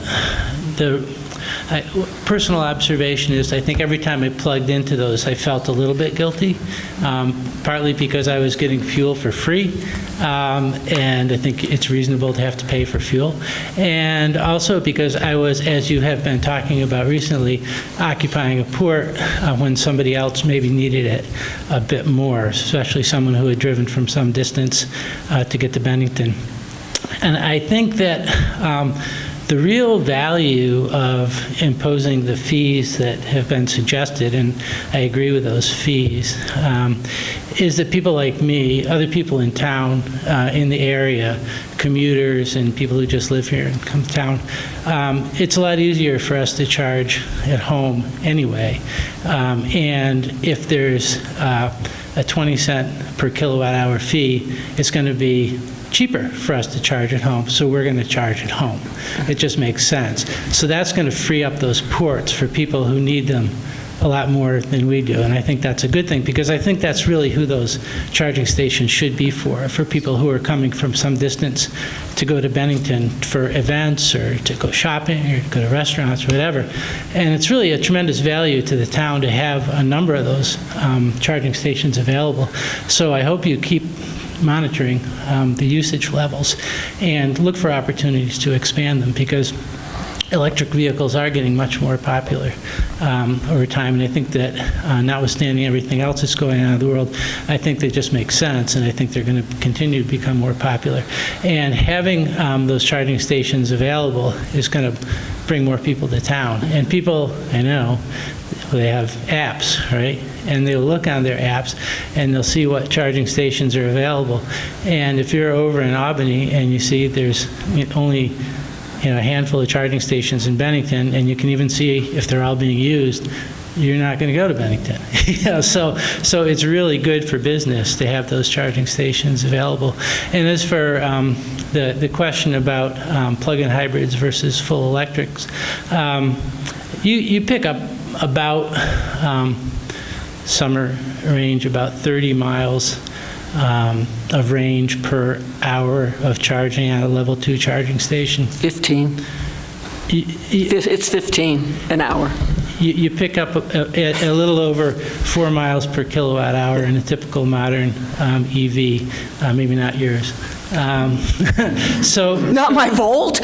Not your Volt, but that's pretty much a standard now. And so 2 or 3 hours of charging, you actually, even if you have a fully electric vehicle, it's better, it's more efficient to have a high-speed charger, but the level 2 chargers are a lot cheaper to install too and have around. And if somebody's coming over from 60 or 70 miles away, and they can charge for a couple hours and pick up another 60 miles of range, it's not bad. It's a pretty good option. So thank you for the work on it. I think it's a great idea. Good. Thank you, Jim. Anyone else in the public? I have a question. Oh, go ahead. You guys are very knowledgeable on this. I have a relative that was coming in last year and full EV, and she was doing exactly what you're saying. She was going on the app looking for plug share, charge something, and she saw an app someplace at Crossgates that was a level 3, and she wanted to come visit me. So she said, okay, I'm going to go to Bennington and do the level 2, but it took her an extra long time, and she just had a day. So she stayed quite a while, and she had to work the next day, so it did take her a considerable amount of time to charge. There is a fast charger, like right next to these level 2s. So she stayed a considerable amount of time to stay here, so that informs It me gave that her lots that was... of time to go shopping. No, the fast charging technology is being used more and more, because it makes a lot of sense. A lot of those will charge it, even the standard level 3s will charge it like 50 kilowatts as opposed to 7 for the level 2, so like 7 times faster. So it makes a lot of sense. Like I said, they're a lot more expensive to install, and usually the electricity charge is higher. One of the challenges, sorry. Now we've turned, yeah, go for it. One of the challenges is there's a lot of different providers now, like ChargePoint and Flow and on and on and on. And, you need a little card or an app for every single one of them. And I've gone to places where I got to download a new, app and create a new account and password, and it's the way we're doing charging stations now is not the most efficient way. It should be just like it is at a gas station. You go in and pay with a credit card, but we're not there yet, unfortunately. But yeah, to your point, I think in the long term, the incentives and the logic of having level 3 fast chargers is just going to be compelling, and I think you're going to see more of them. I think now, the level 2 chargers, they work. They're not ideal, but they do work. And to the extent that we can get some level 3 chargers in, I think that's a good thing too. Yeah, and to that point, she did have to wait for a spot to get there anyway, so it did take a little bit longer because there was somebody in the spot to begin with. She did show me all those fobs, so it did take a while to get to the Blink, no, not to the Blink, to the Chase charge point. And there was a Flow there as well, so I was looking at all those different ones, and it's a little wonky. That was interesting. Thank you for the information. All right, anything else on this? If not, I think I would love to have a motion to accept the proposal that Paul has presented us with tonight. So moved. Second from me. Thank you. All right. Any final discussion before we vote? Just to clarify, the fees that you're going to charge means nothing will be coming from the town budget towards any of it. You'll be charged at 0.20 cents per kilowatt hour. Yep. That pays for the electricity. That right now is averaged at 12 cents per kilowatt hour. The extra 8 cents per kilowatt hour is what will be used in the funding for the overhead fee for ChargePoint, insurance, and then building a fund for operation, maintenance, and continual expansion. Now, what year from now will I know exactly to the penny? I can't tell you that right now. But that's what those fees should cover. And when would you see this going into effect? Well, if the board makes a motion, I'll talk with Mark Sawyer at ChargePoint, and we'll see how quick we can put it into place and get back to Stuart, and we can obviously inform the board and the public when we can make that happen. But I would see it within the next 30 to 60 days as definitely a feasible answer. All right. Any other discussion?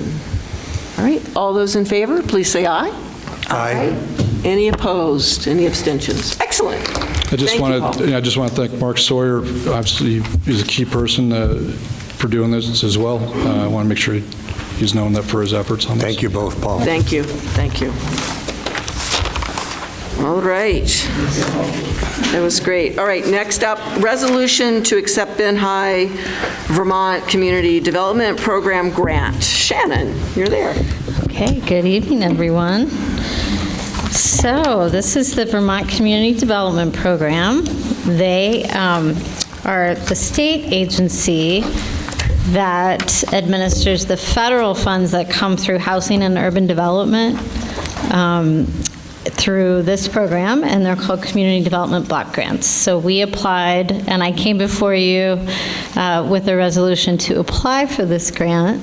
We were awarded the grant, and now this resolution is to accept the grant agreement, where I will be the administrator doing the paperwork for the Ben High project, and Stuart, as the town manager, is the chief executive officer that signs any other grant paperwork that's necessary. So this is $1.25 million in grant funding for the Ben High redevelopment, and the funds are granted to the town, with the sub-grantee being Ben High Cornerstone Incorporated. The attached grant agreement resolution asks the Select Board to accept the grant agreement and designates me as the grant administrator and Stu as the authorized official to execute the grant agreement documents. So I would just look for a motion to accept this. I would like to make a motion that we accept the grant agreement resolution as Shannon has requested. Second. Perfect. All right, discussion. Clark? Yeah, hi, good evening, Shannon. My question is, in terms of administering this grant, how much time is involved? What is the process between you and Mr. Hurd on administering this grant? Well, generally, there's a fair amount early on in the process. So right now, making sure that I'm working with Zach Hale, that all of the documents are uploaded. Everything's done on a portal, on an online portal. And so Stu has access to that portal, and so do I. And so the documents are uploaded, I review them, and then submit them to the state. They review, and if they have any questions, they come back. So, it could be more difficult, if there are partners that you're trying to get information from. But Zach is really on top of this with the other consultants that he's working with. So my time on it, once the grant agreement is executed, then there'll be less. The next step will be requisitioning the funds. So, what they do is Zach would submit the invoices online, I approve, and then the state approves. So there's kind of like multiple checks along the process. Once the state has approved those requisitions, they wire the funds to the town. And then we also have the financial oversight from our finance department. So I write a memo that goes to our finance director and to the town treasurer to transfer the funds that have been wired into the community development checking account. And then we cut a check for whatever is being requisitioned. So I can't say exactly how many hours, but it's just part of the work that I do for any grant. Okay, well, under this project, and if I recall right, this is just one of many grants involved in this process, which leads back to one of my favorite horses to flog. Time and cost of our administering these grants, and the idea of the town receiving administrative/management fees for processing these grants is something I'm still kicking around. I think would be something we should consider, since from what you're describing, this is not a simple cut and paste event. This is a pretty involved process extending over multiple grants, which in my mind warrants the idea of the town, in fact, being reimbursed for a lot of its time and cost to process these grants. We do, we have implemented over the last year or so that we asked for a $5,000 fee to the town for our federal audit. Right, so I'm aware of that. And I understand that federal audit is like a requirement, so it's not an option. I'm saying the fact that it sounds to me like we do, or you or the town staff actually does a lot of legwork and paperwork to process these grants over and above that audit requirement, which I see that as off to the side. And I'm thinking the amount of work that the town staff puts into these grants, I believe there's a role for the town to actually be reimbursed or receive some sort of remuneration for the amount of work these staff is Let me just performing. follow that, if I could. I've studied this, and I'm not a lawyer, but I believe that there are some statutes that prohibit grant administrators from accepting fee for work. So before this, before that topic is considered, it needs to be delved into pretty responsibly. Well, again, I'm just speaking from my personal experience in like 10 years of working with the Alaska Indian Health Service, where a major amount of their funding is through grants, and the organizations that oversaw these grants actually did receive remuneration for managing the grants. I'm only speaking from my personal observation and experiences of grant administration fees. And you're right, if in fact this is something we probably should explore. That's what I've been asking. Let's explore it. And the more and more I hear about what's going on with grants, it seems as if we've gotten more and more administrative responsibilities and functions in grant administration. It's not like, oh, here's a check, go about your merry way. She just described a very involved process. Maybe, Stu, you can put that on the checklist for things. Yeah, I just wrote that down. I think it's worth exploring as to whether or not administrative fees can be added to the grants. I think in the past we've always felt that our goal was to get as much money to the agency in need as opposed to helping us pay for our staff time. But it's something we can look into, because I can tell you that the time it takes to report on these grants is becoming more and more. That is for sure. But back to the motion on the floor, right? So any other questions about the grant acceptance? Yes, Nancy. Shannon, on what date did you apply for the grant? Oh, when was the original application? Well, it looks like I actually don't have that date, but this is one of those, we applied early on because we knew that community development was probably, honestly, 3 years ago, because this does say 2022 on it. So we applied to it, and then over the course of the project, went back to the Vermont Community Development Program and asked for enhancements to that request. So this is the final award. So did you ask within the past couple of months? No, not within the last couple of months. That would have come before this board. It took a while to get everything together to finalize the grant agreement, because we had to just get all of the other resources that, the other millions of dollars that Zach is bringing in as the other resources needed to be documented. So that's why it's taken a while to get here. Are you asking, have we seen this particular grant before? I have specific questions about the grant. If I was to read the grant that you applied for, all the information, would it mention anything about food being provided at the Ben High or about Meals on Wheels being there? No, it doesn't. I have a copy of it right here if you want to read it. And do all the people at the state level that I've read quoted in articles for a couple of years who said one of the reasons the Ben High will be great is because Meals on Wheels will be there, have they all been notified that Meals on Wheels won't be there? Yes, they have. They're all aware of that, okay. Yeah. These funds in particular are meeting 2 national objectives of HUD, and that's creating affordable housing and eliminating blight. So that's what the funds are being used for. And the elimination of blight is, in particular, the historic preservation of the building.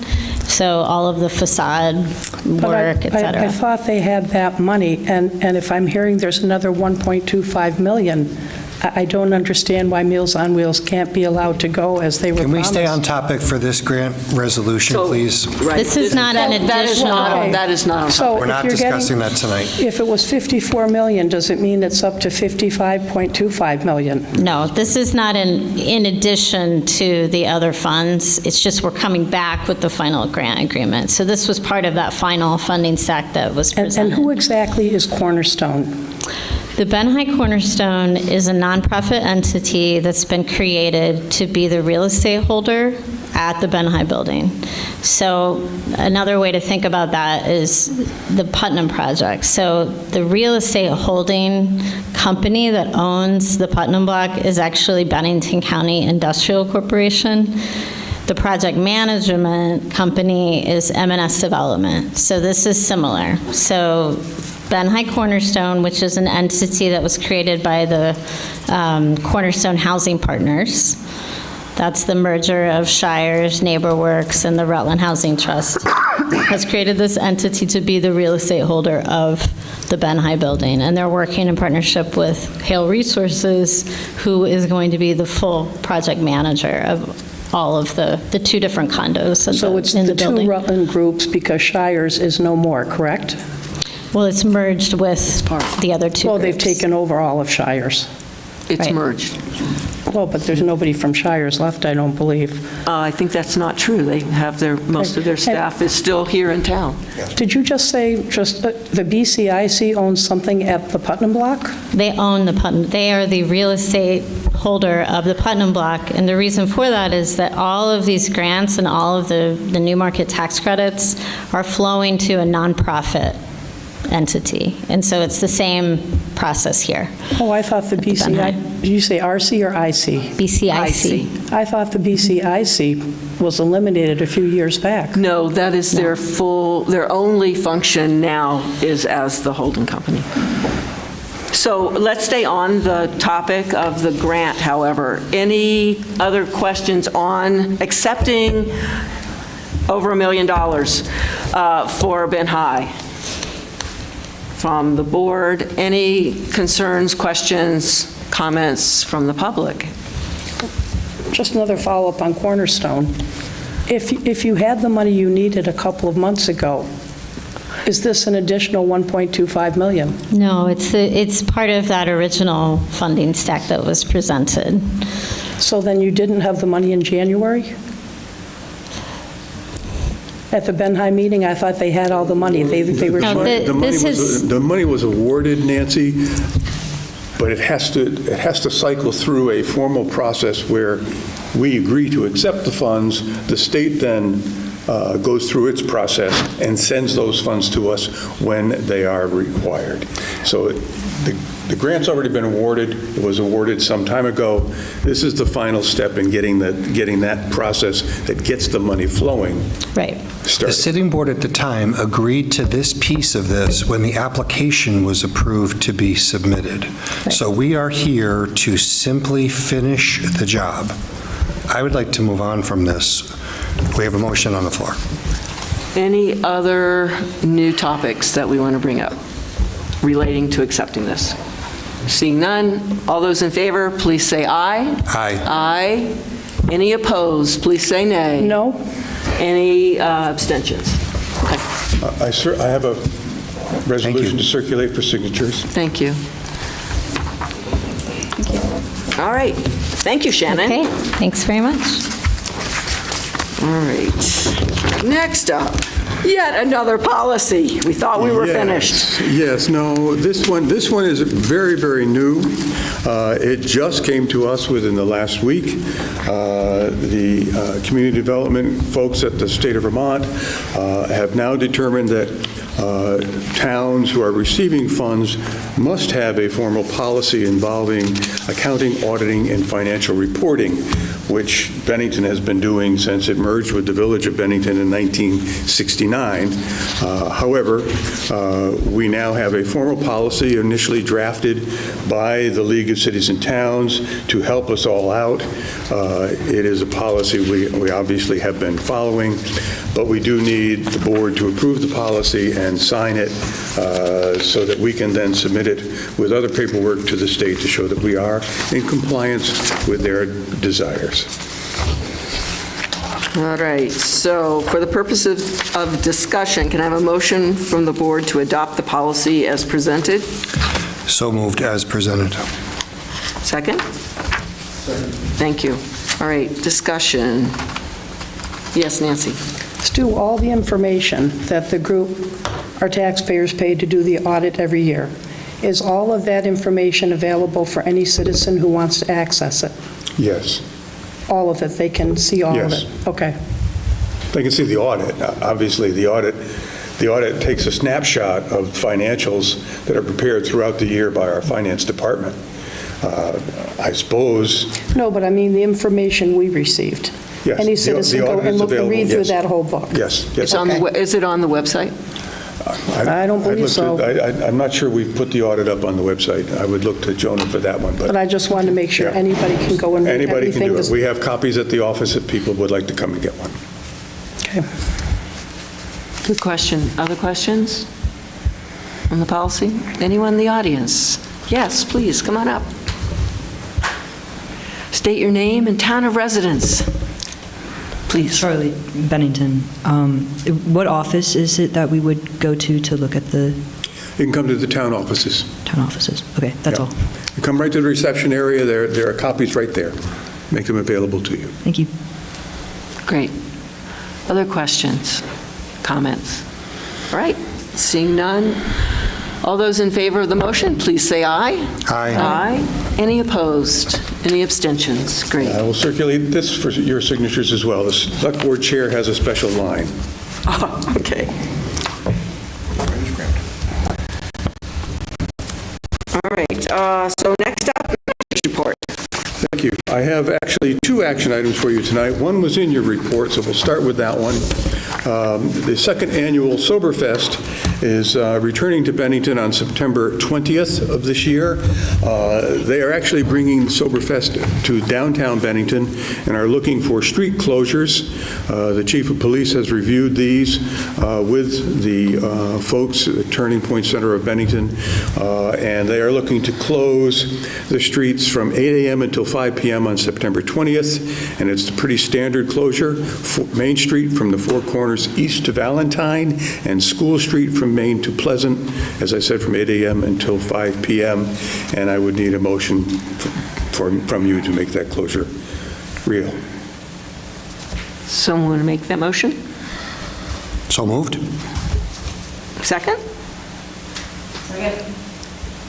Okay. So that's getting into like peak foliage. So for people coming through town, are they just going to bypass down Union Street and come right back onto Main? Yes, yeah. It's much the same as what we do for the Battle Day Parade and for other street closures. Okay. We have a detour route all in place. All right. Any other questions? Any questions from the public? All right. All those in favor, please say aye. Yeah. Oh, you have a question? I do. Okay. So go. I'm just getting a map in my head. So this is Main Street, right? Yes. Yeah. I'm just getting a. Have any business owners been notified or asked? I believe they have already spoken to most of the impacted business owners. Okay. And they have met with the chief and satisfied the police department with the special events permit. Okay. Okay. Good. Okay. Any other questions? All right. All those in favor, please say aye. Aye. Any opposed? Any abstentions? All right. Good. Thank you. This one came to me after the packet was prepared, but I thought I would put it before you since we're doing street closures. This is from Queer Connect for its annual celebration, which is now scheduled for June 14th of this year. It is the Pride Parade and essentially party that follows. They are looking to close Main Street between Hemmings Motor News and TD Bank entrance, which is School Street, from 10:45 a.m. to 11:45 a.m., where the police department will escort the parade through the parade route.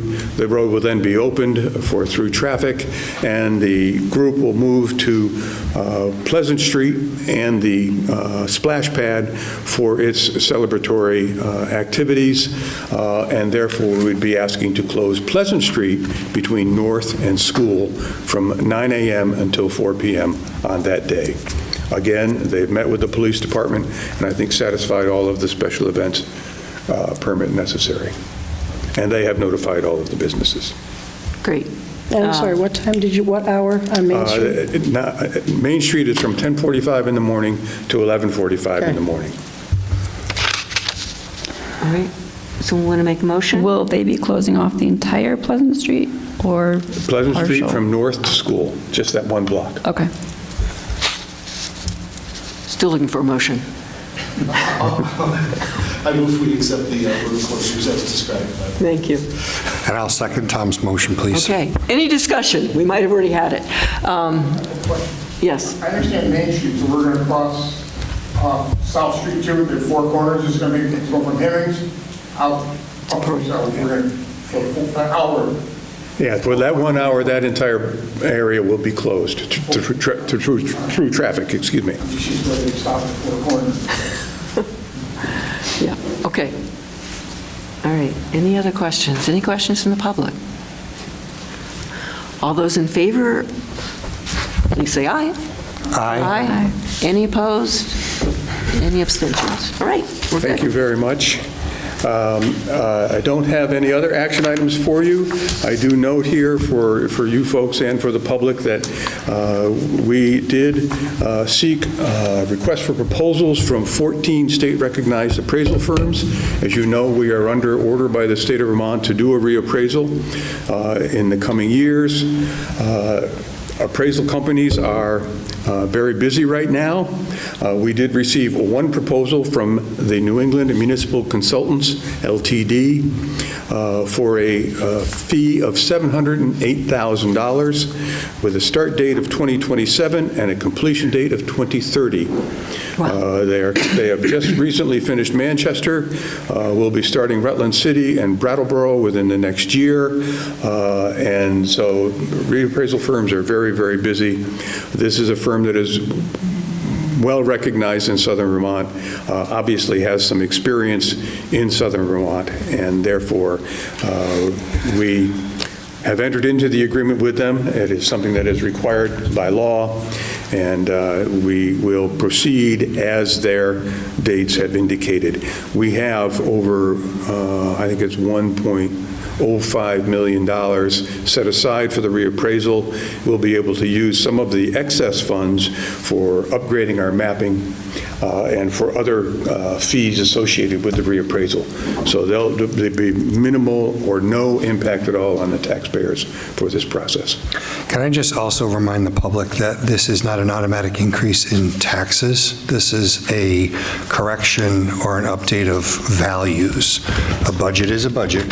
It takes X amount of dollars to run a municipality, and how that burden is divided up will be corrected, but it does not mean an increase in taxes automatically.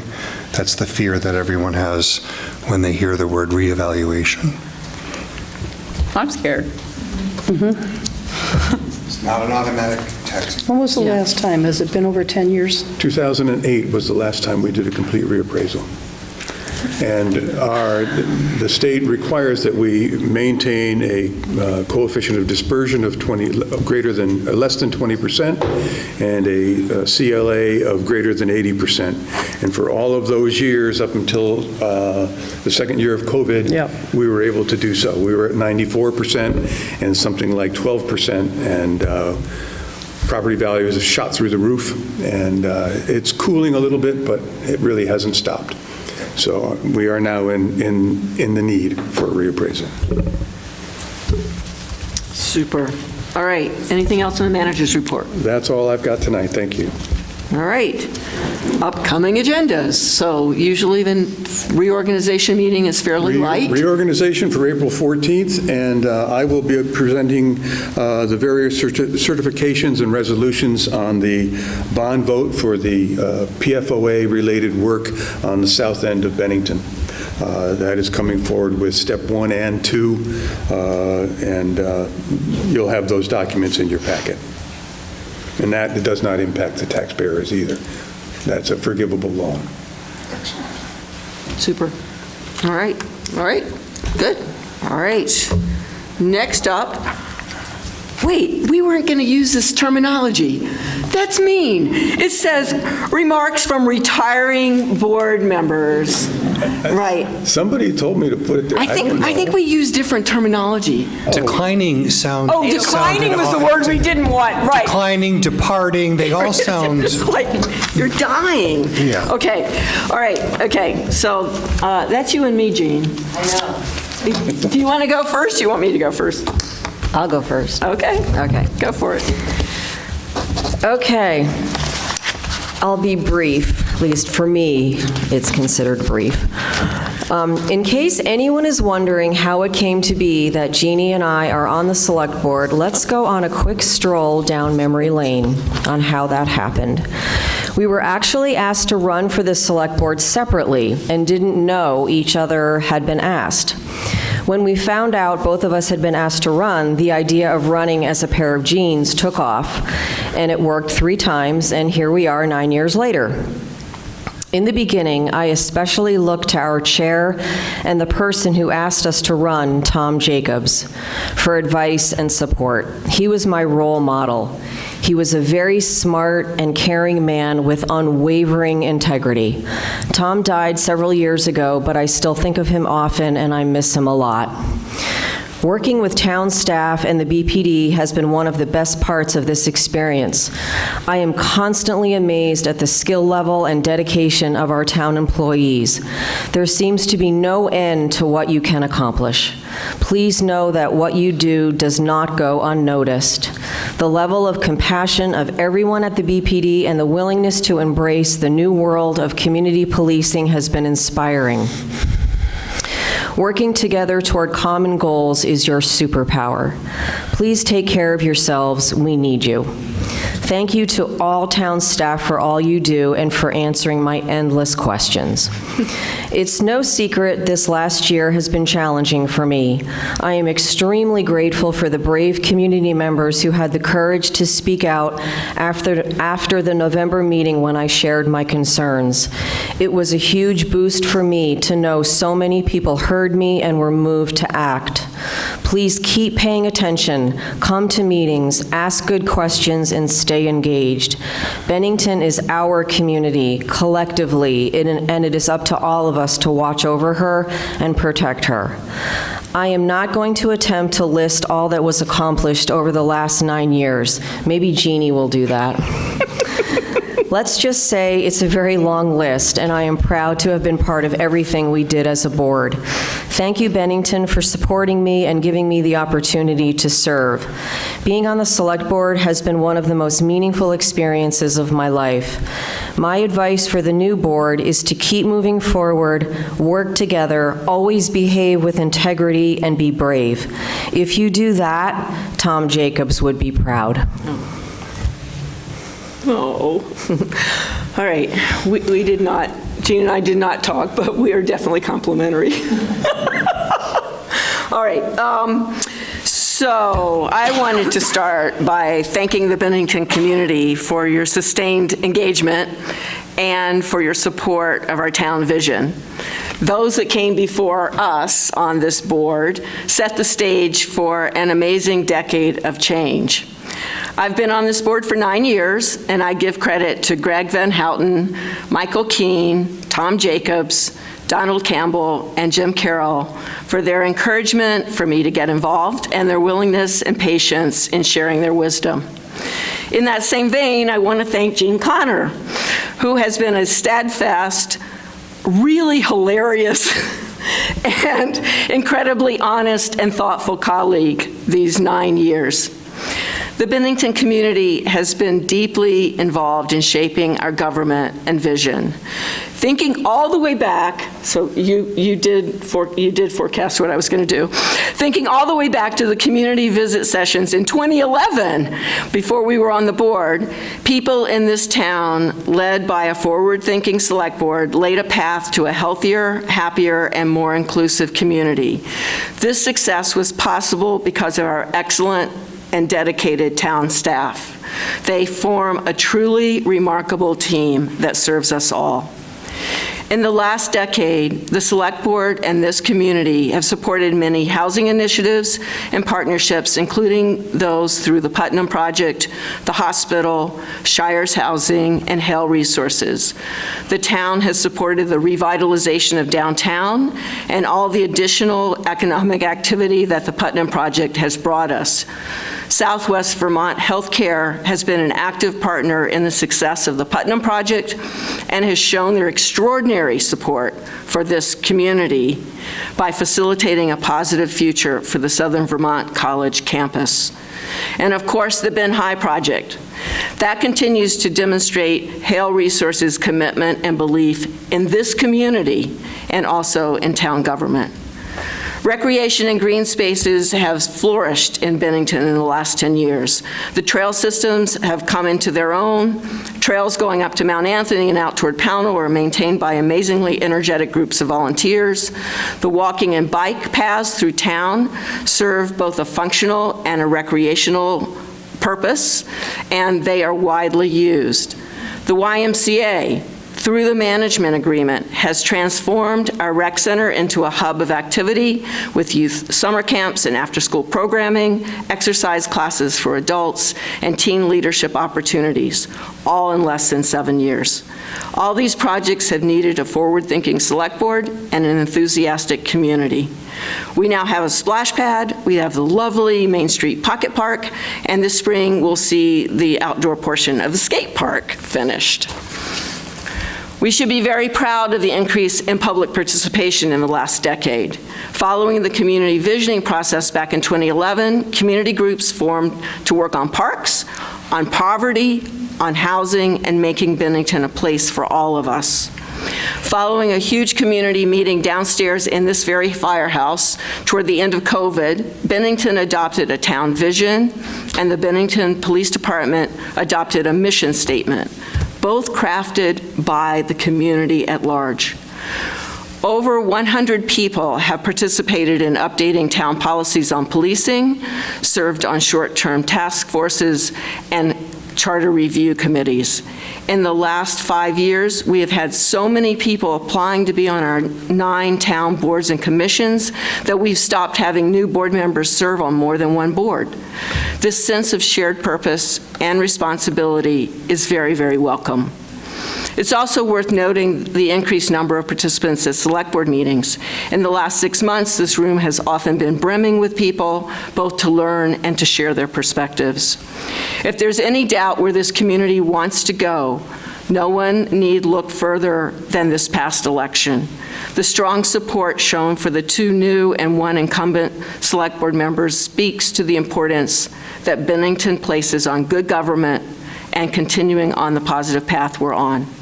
I believe we're in good hands with this next board and that we will continue to move forward, achieving the vision we wish for Bennington. So with that, I will say thank you to everyone for letting me be part of these amazing times. It has been my sincere pleasure to serve on this board. So thank you very much. Oh, and I want to say, these flowers smell so good. It is great. Okay. All right. We did our part. All right, so brief select board announcements. Who wants to start? I'll start. Okay. So I want to thank both of you for encouraging me to run.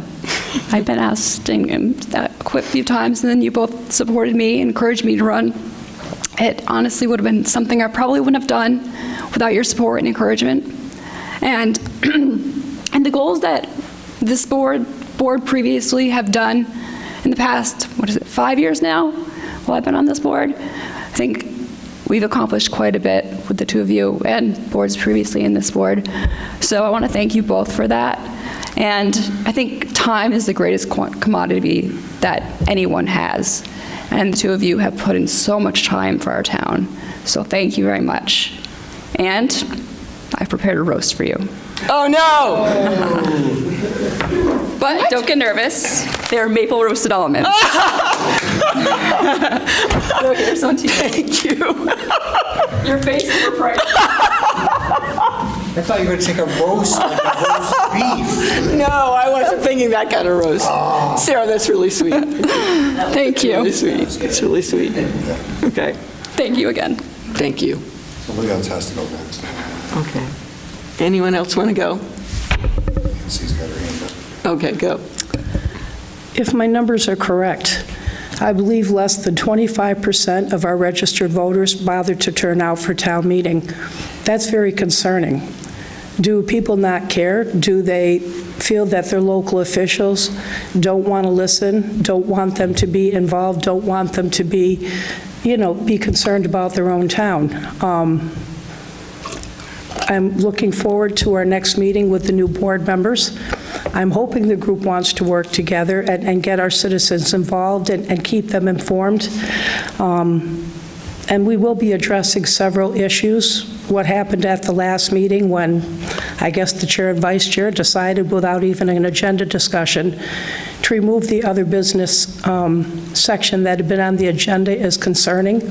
There's a critical reason why that's been on there for decades, and to replace it with something called brief select board announcements is unacceptable. So I'm looking forward to the next board meeting.